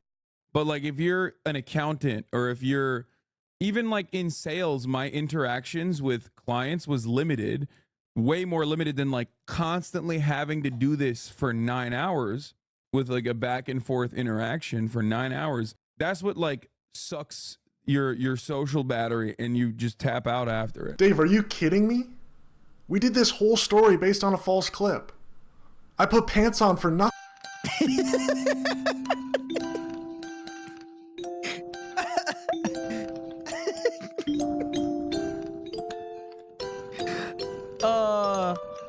I love this channel. God, they do such good content.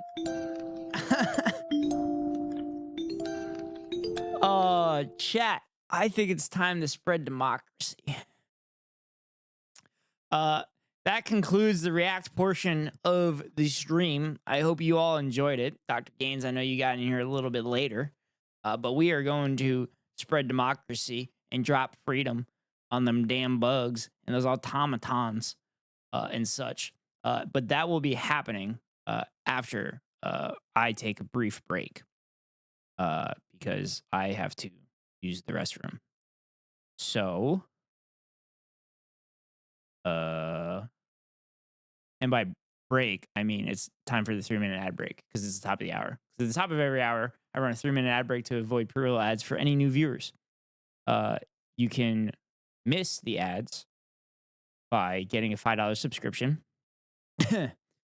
By getting a $5 subscription or getting a sub for free from a gifted sub or linking your Amazon Prime account to your Twitch account. Here comes a 3-minute ad break now. Also, for all the followers, you can let me know that you're in an ad by using this emote. So here comes the 3-minute ad break now. I'll be right back.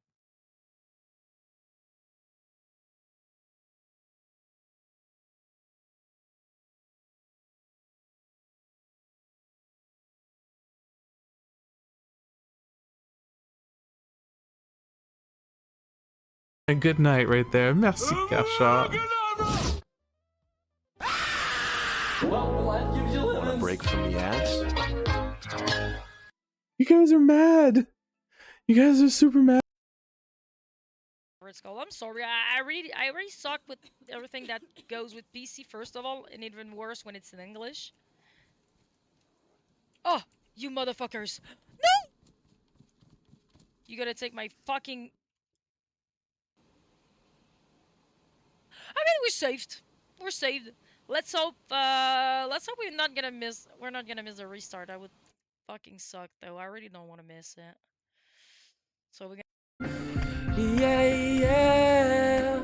Ooh, oh, oh. Yeah, yeah. Ooh, oh, oh, oh, oh, oh. Yeah, yeah, yeah. Whoa, whoa, whoa, whoa. Yeah, yeah, yeah.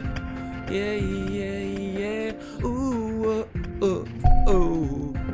Yeah, yeah.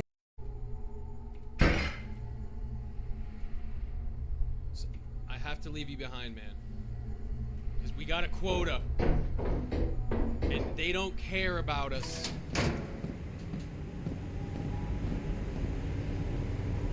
Hold on. Hold on. Hold on. Hold on. Hold on. Hold on. I got it. I got it. I just hurt this cat. I just threw this cat off a ledge. This whole time, my friends. Okay, yeah, let's play. Let's play. All right, I got that ammo. Oh, bitch. No. Spicy shot right there. Oh.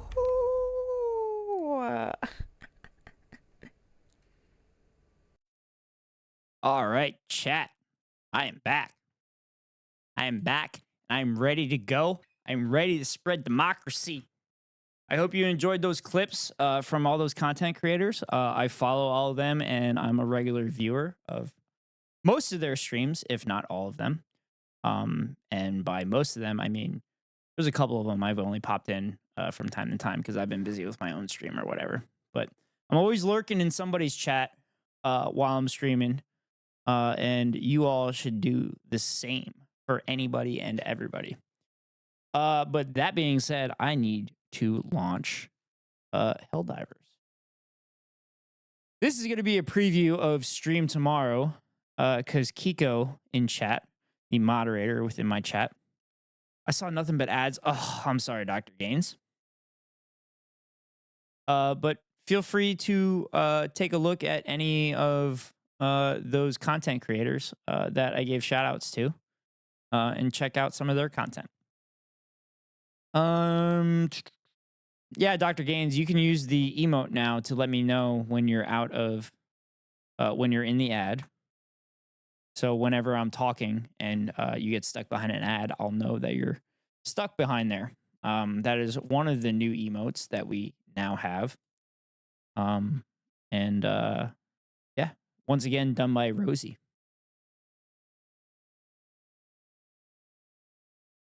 Transition into it. Come on up. There we go. This is an important video for you all to watch.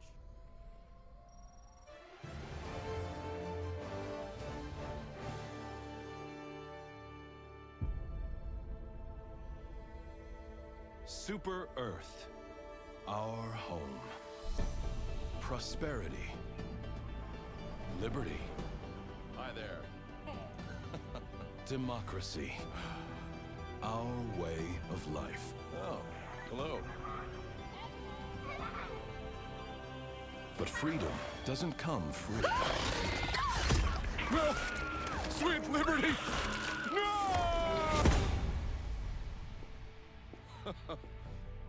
Look familiar? Scenes like these are happening all over the galaxy right now. You could be next. That is, unless you make the most important decision of your life. Prove to yourself that you have the strength and the courage. I buzzed my head so I could fit in as a Helldiver. Join the Helldivers. Become part of an elite peacekeeping force. See exotic new life forms. And spread managed democracy throughout the galaxy. Become a hero. Become a legend. Become a Helldiver. Yeah! Let's do it! Alright, chat. Should we do...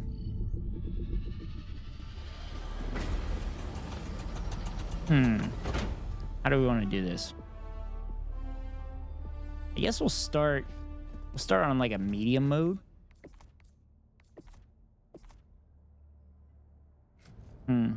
Go. I don't really have enough to get much. So, yeah. Let's do a little warm up. We have new orders, Helldiver. The time has come to rid ourselves of the automaton irritant once and for all. Let's just do a challenging one. Let's launch an ICBM in a challenging. Starting a new operation will abandon your currently active operation. Actually, let's see what's going on. Surprise attack on one of our Oh, we have to defend. No. Oh, wait. We gotta liberate truce. Kill 400 automatons? Oh, fuck. From every last That's crazy. planet. I am not looking forward to that. Warm up with level 9. I can't even play level 9 yet, Dr. Gaines. That's Helldiver. I can't accomplish that yet. I didn't complete a level 8 yet. So I think I'm gonna warm up with medium because the automatons are crazy. But we're gonna launch. We're gonna launch a nuke though. We're gonna do this. Initiating FTL jump to the Truce system. A multitude of operations. Here we go, chat. I'm so excited. So excited. The automatons are nuts though. We've been playing the bugs a lot on stream, but the automatons are very difficult and not fun. All right. Okay, I'm gonna drop here and I'm gonna work my way around. Oh shit, what grenade am I using? I think I have the good grenades now. But we're gonna do a laser, a rail cannon. Oh shit, I don't know what I want to do.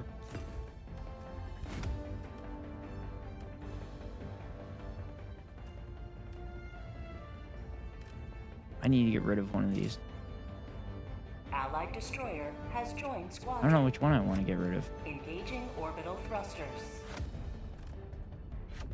Helldivers to Hellpods. Helldivers to Hellpods. I'll do that. There we go. All right, we got a fellow Helldiver.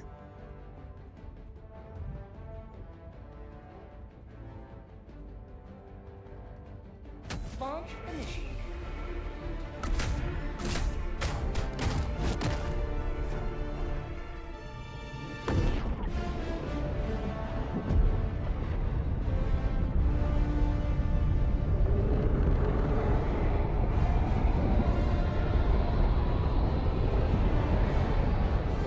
See a planet that's on the brink of falling under enemy control. Oh, I didn't get to read it fast enough. Damn it.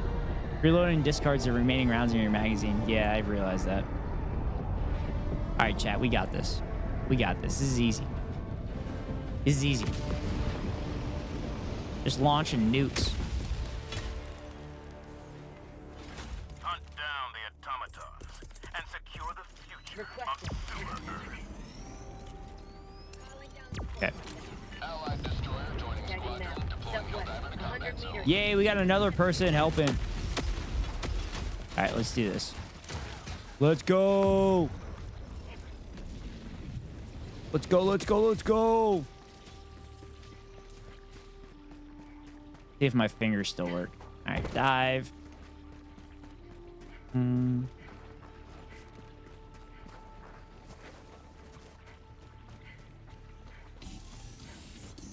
Shit. I'm gonna get going quiet. Requesting air support. Coming in hot.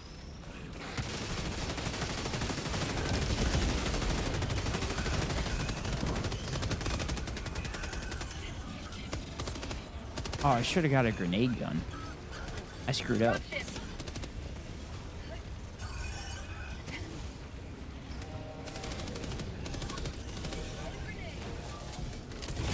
There we go. Oh, shit. I got lit up by something. Well, that takes care of that. Oh, shit. Shit. Shit. Get off me.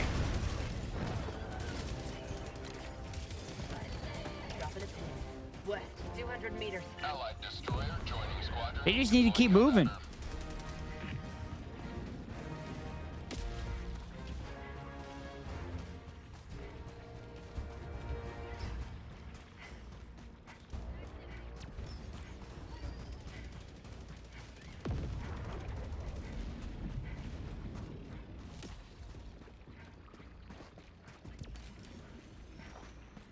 Oh my god, they're resupplying already? What? Who the hell am I playing with?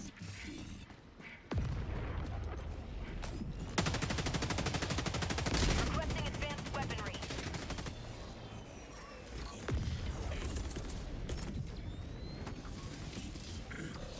Sending in an eagle. Oh, damn it. Fuck. That's the thing that sucks about the automatons. You kill them and they explode. Eagle 1 leaving combat zone to resupply. Approved. Deploying reinforcements. I think I'm way away from my shit, though. Democracy has landed. Tagging map. West, 200 meters.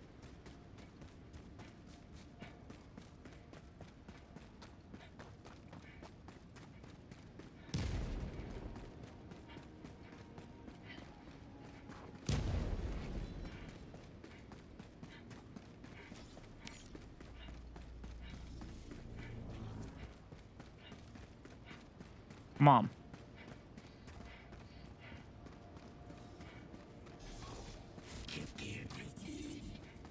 Bot outpost spotted.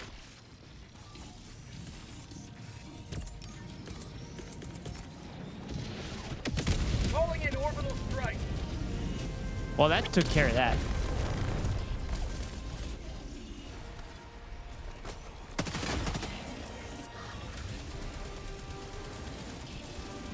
I don't know who hit that. There's a Hulk over there. That would have been nice to use that orbital for that.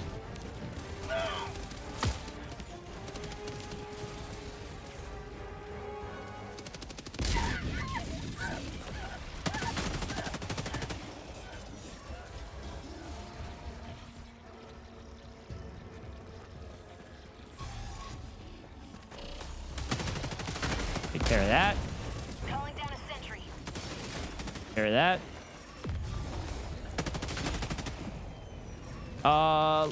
Looks like the keyboard is failing on me again. This is Eagle 1. We're back in business. Calling in a hell bomb. All right, this is how it's gonna go on stream today. Gonna be a wacky keyboard all night tonight. This is great. Engaging terminal. Hellbomb arm. See ya. Clear the area. Get out of here.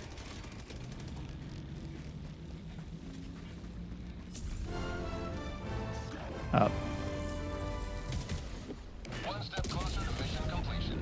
Nice. That's a hell bomb, Dr. Gaines.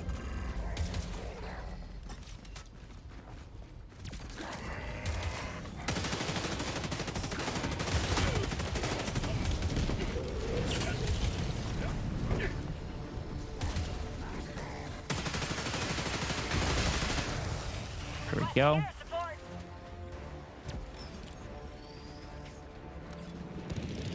These people kind of know what they're doing. We had the same idea. Calling in orbital strike.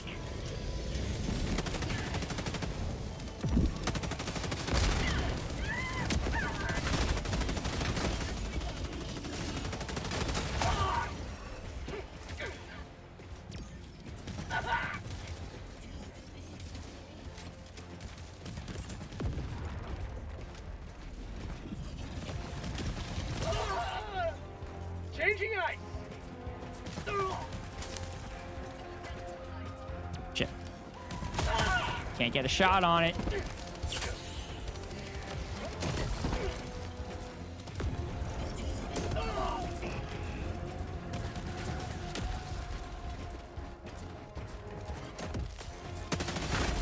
There we go. Whew, that was fun. That was fun running around in circles.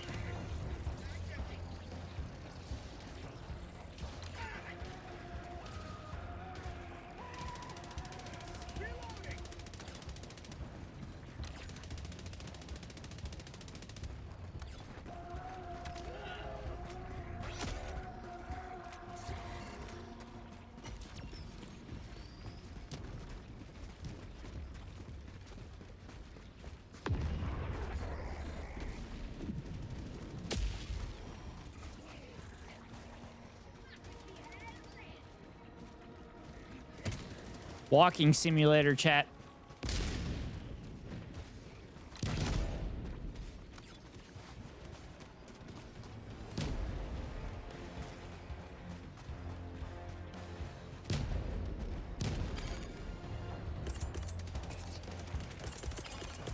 Calling in reinforcements. Well, it takes care of that. Now we get to launch a bomb. 200 meters. Sweet.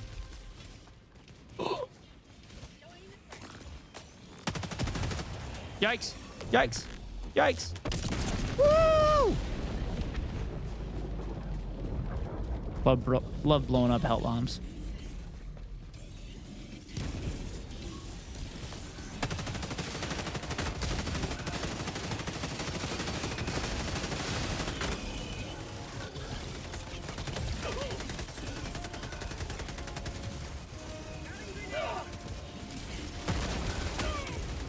Oh, this is not good. This is not great. Oh, shit.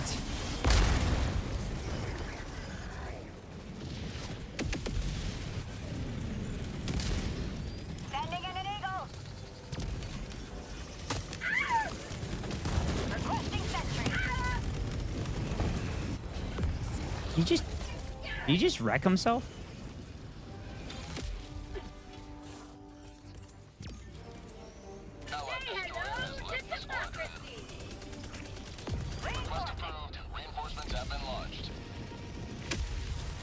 Are you kidding me? I missed it? Reporting to the front.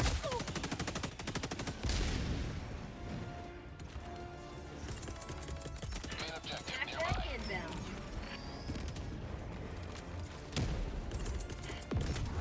Requesting sentry.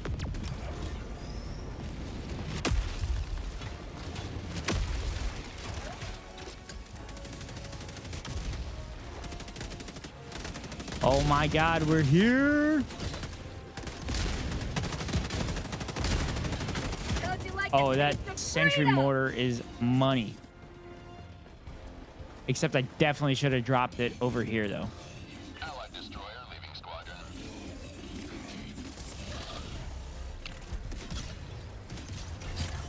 Mission at 30 minutes remaining.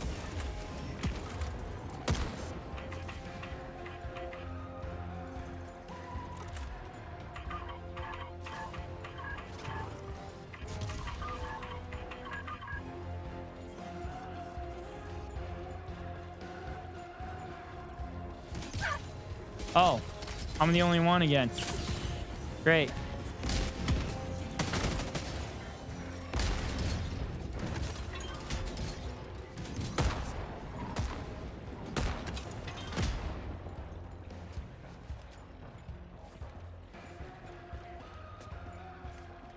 Fuck.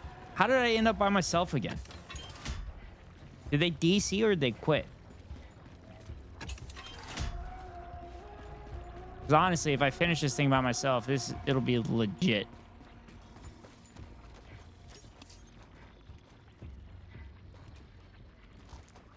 Autocannon backpack. No, I don't need that.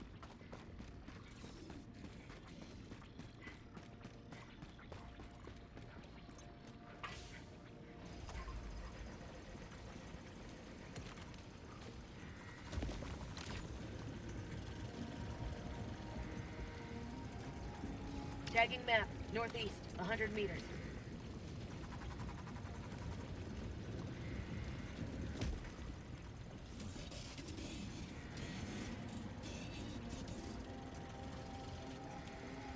I guess I could go over here and look for samples. Probably be a good use of my time.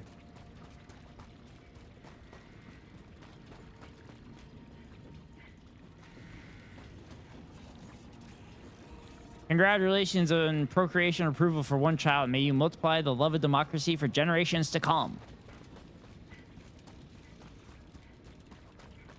Also, it's hilarious that you have to get approval to have a child.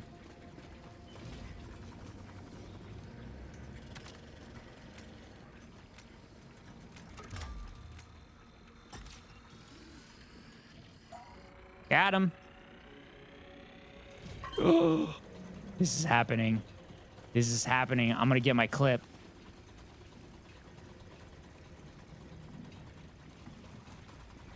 I'm gonna get my clip. Where can I run to? Oh, I wish I could get up there. Working location, west. I wish I could get up there. That'd be so dope if I get up top there.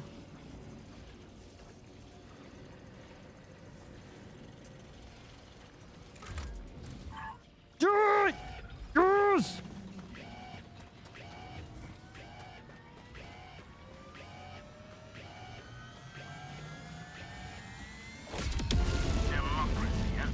Yes! Woo! So much democracy! Oh, yeah. That's so beautiful. Oh, I could feel the freedom flowing over me.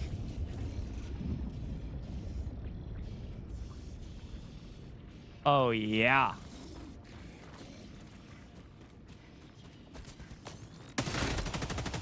You know, just chilling there for no reason.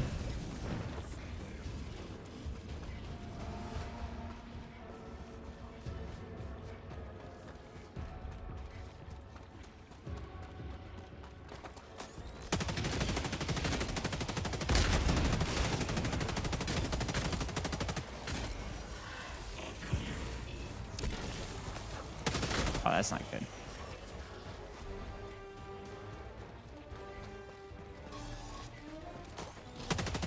Have a taste of democracy! Takes care of that. Administering freedom. Dropping a pin, southeast, 200 meters. Found something. Nailed him.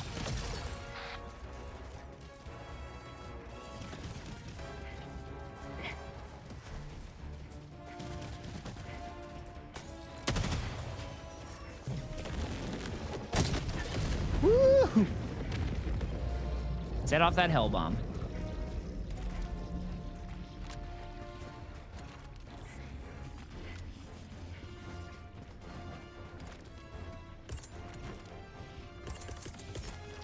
Extraction is available.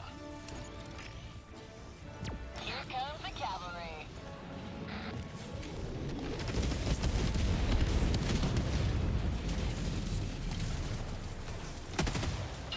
Another hell bomb.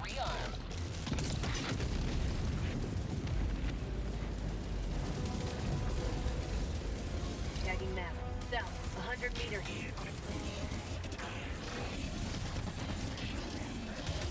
Woo!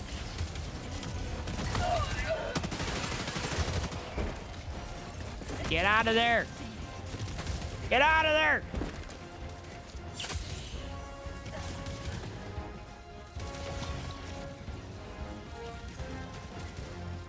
Okay, this could get ugly.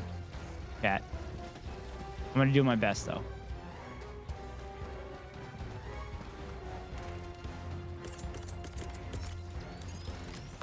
Sending down sentry. Okay. Get resupplies down. Deploying equipment package.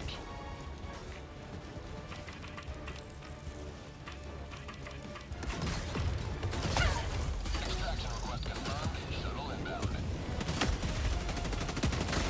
There we go.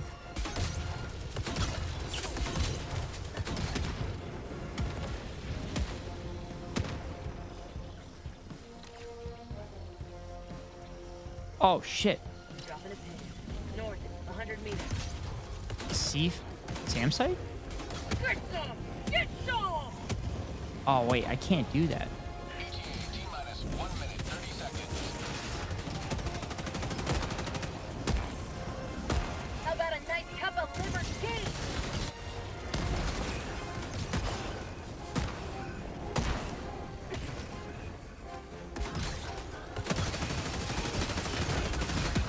Eagle 1 armed and ready.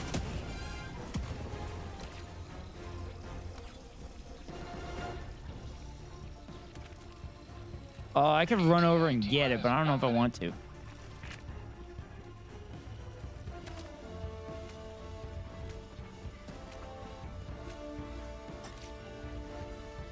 Fuck it. I'm gonna go over and do it.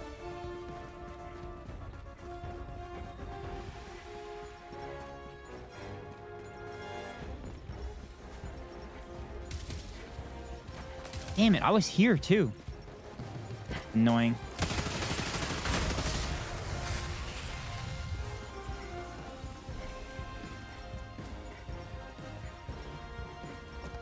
Helldiver is not at extraction site. Pelican 1 landing aborted. Regaining altitude. Well, that guy got fucked up.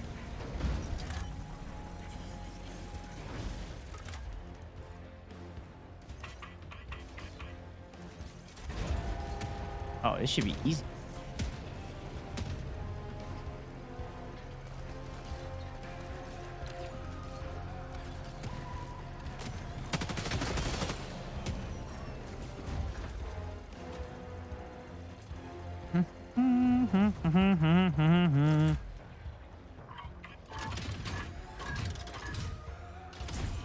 Well, that takes care of that.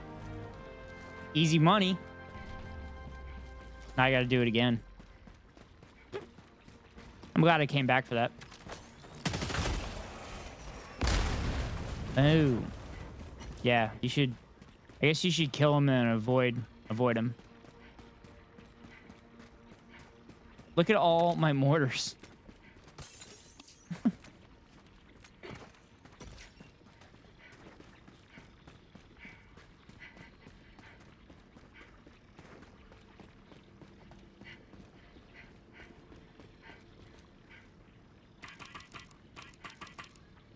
Pelican 1 returning to extraction point.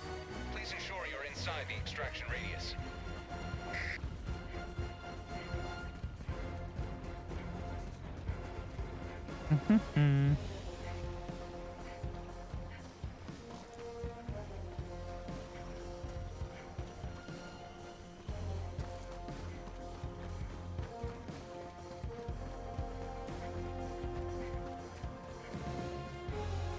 ETA T-minus 1 minute, 30 seconds.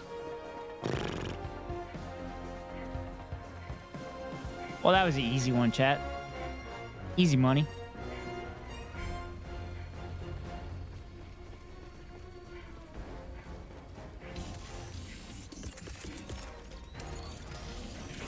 Here comes the cavalry.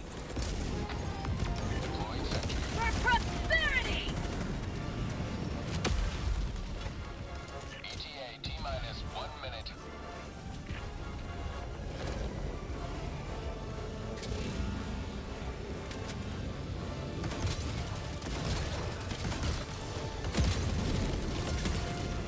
Throwing grenade. This is gonna be a tight one. Ooh, nice. Took him out. Eagle 1 withdrawing to rearm. ETA T-minus 30 seconds. Nice. Took care of that. Now I can just take it in. Just chillax. 20 seconds.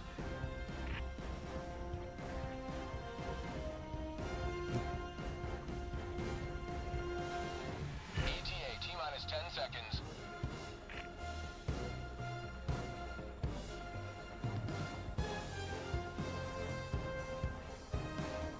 Pelican 1 approaching pickup. Pelican 1 landing in progress.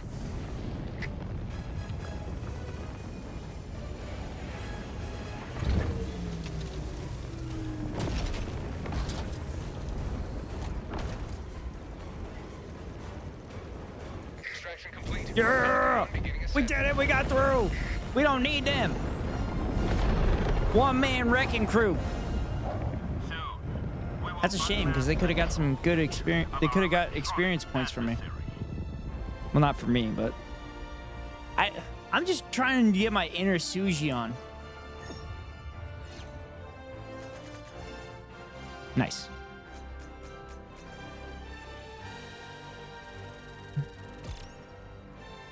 I'm just trying to get my Suji the janitor on. Just clean up everything.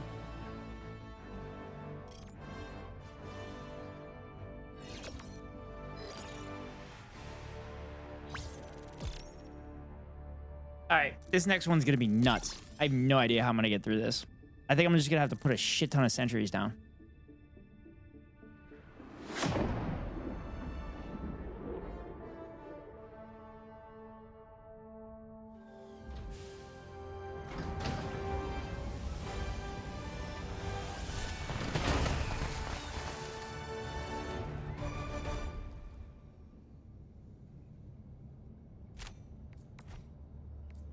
Oh my god, my accuracy sucked.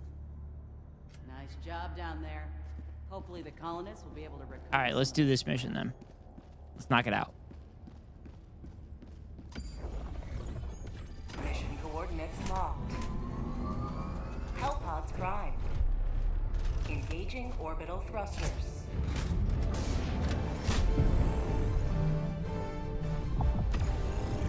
Orbit synchronized.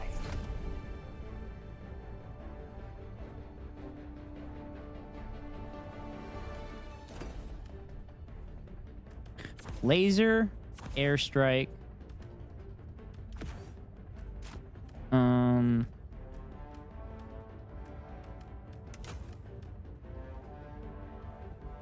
Yeah, that's the word. Launch initiated.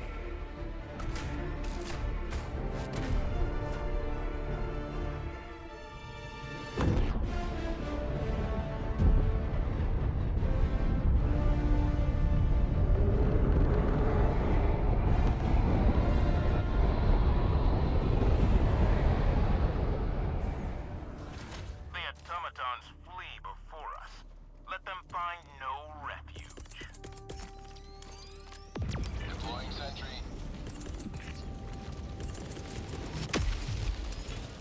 Deploying equipment package. All right, this should be fun.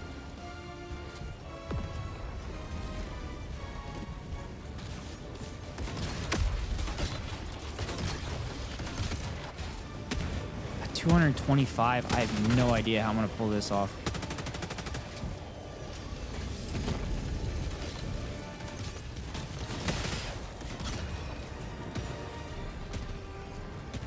Come on, mortar sentry.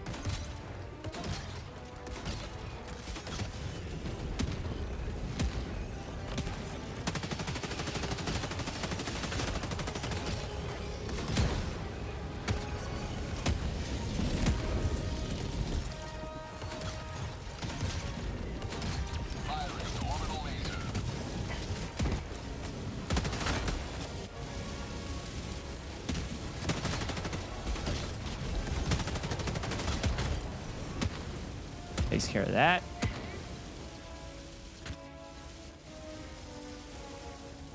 All right, that was the easy 45.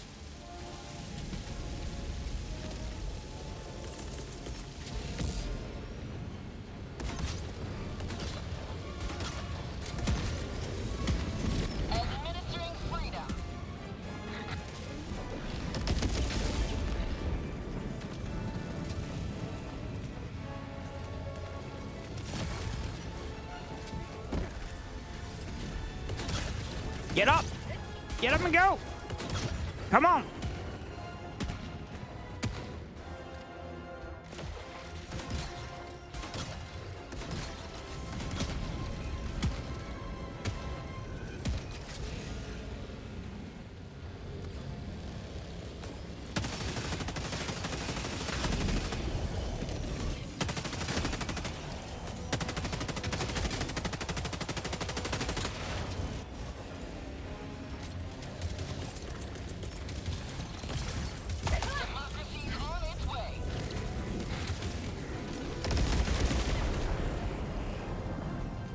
Yeah, that covered that.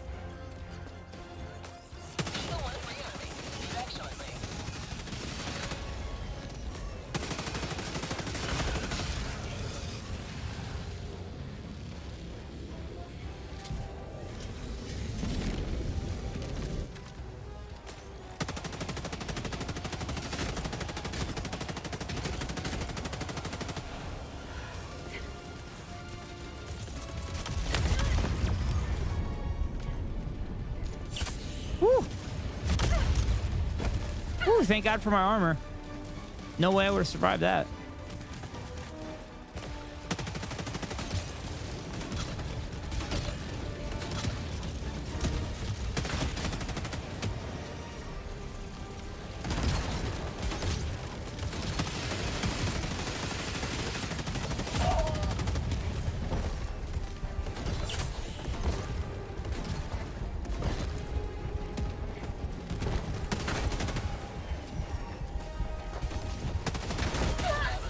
Damn it!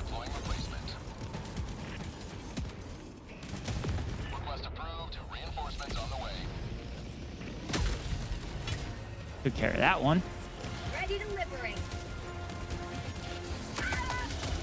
Good.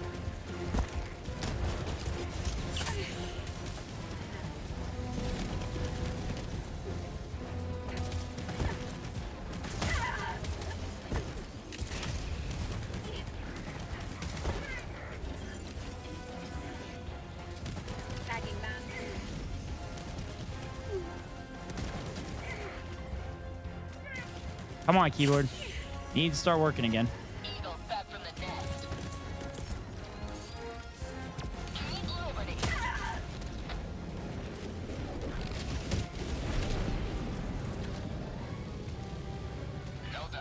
Shit.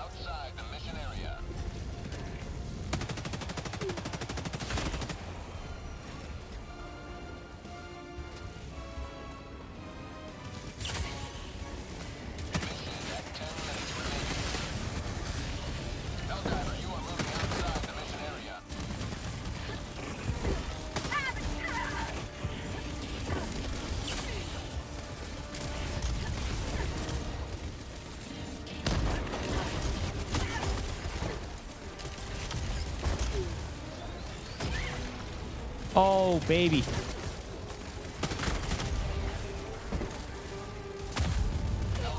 God damn it. Fuck. This got difficult quick.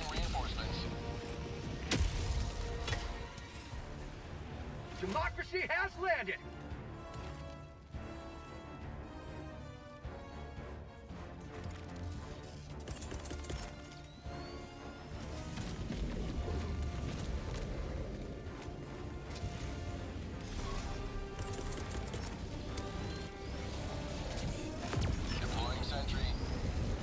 Dropping a pin. Stop. Close.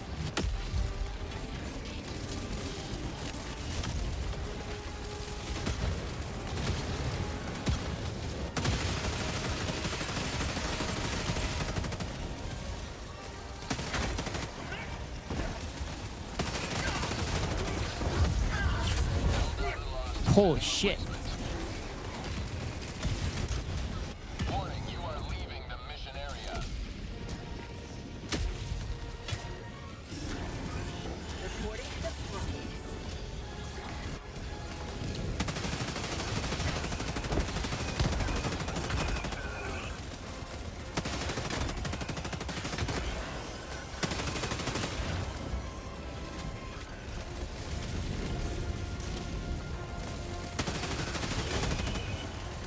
Takes care of that.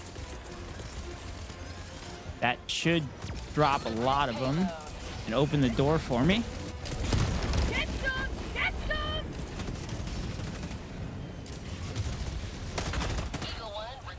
There we go. Get.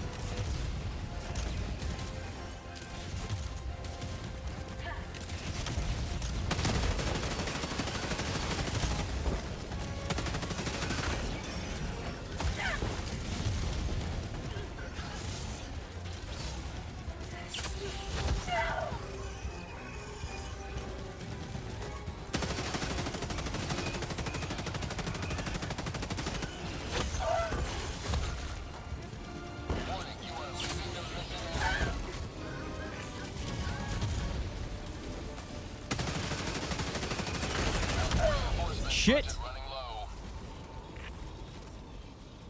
All right, I got 50 more kills I gotta make. Point me to the enemy. Fuck, shit is on the other side. 50 meters.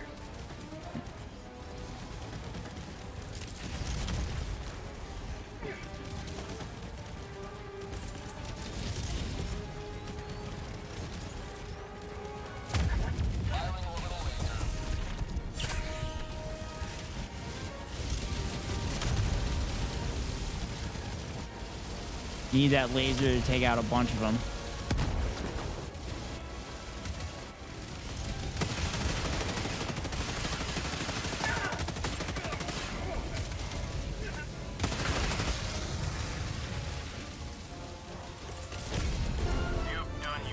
Get it. Well, this should be fun.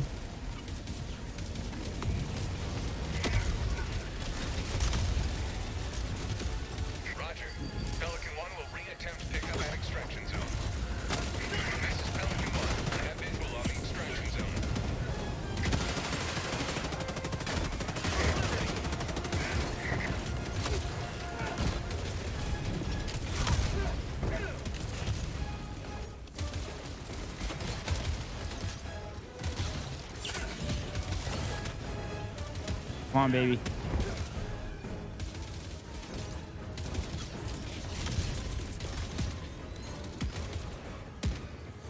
Here comes the cavalry.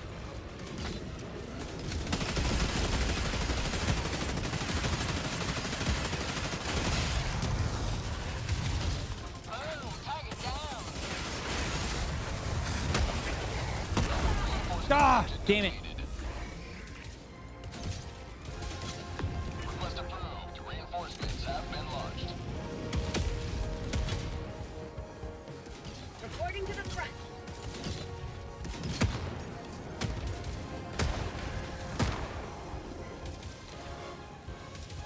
Dropping a pin. Northeast. Oh shit, it's up there. I didn't realize that the shuttle was up there. Yay, yay. We did it, chat. We got through it, chat. We helped liberate it. We march ever closer to the source of this unbearable metallic stink.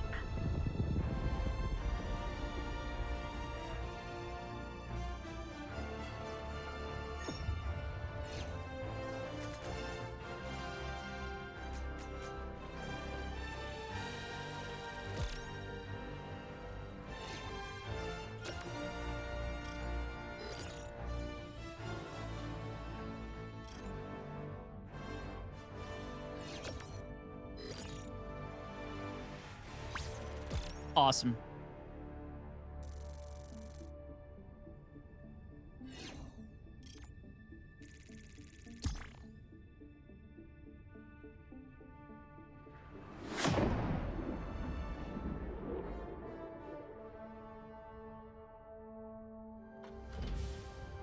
All right.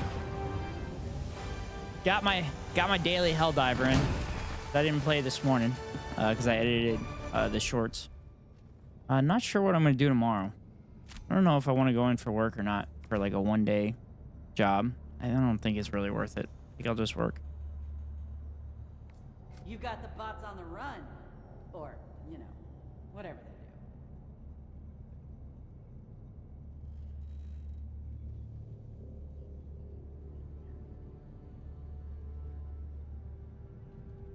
All right, let's see. Welcome aboard, Helldiver. Can we get anything I look good? forward to serving with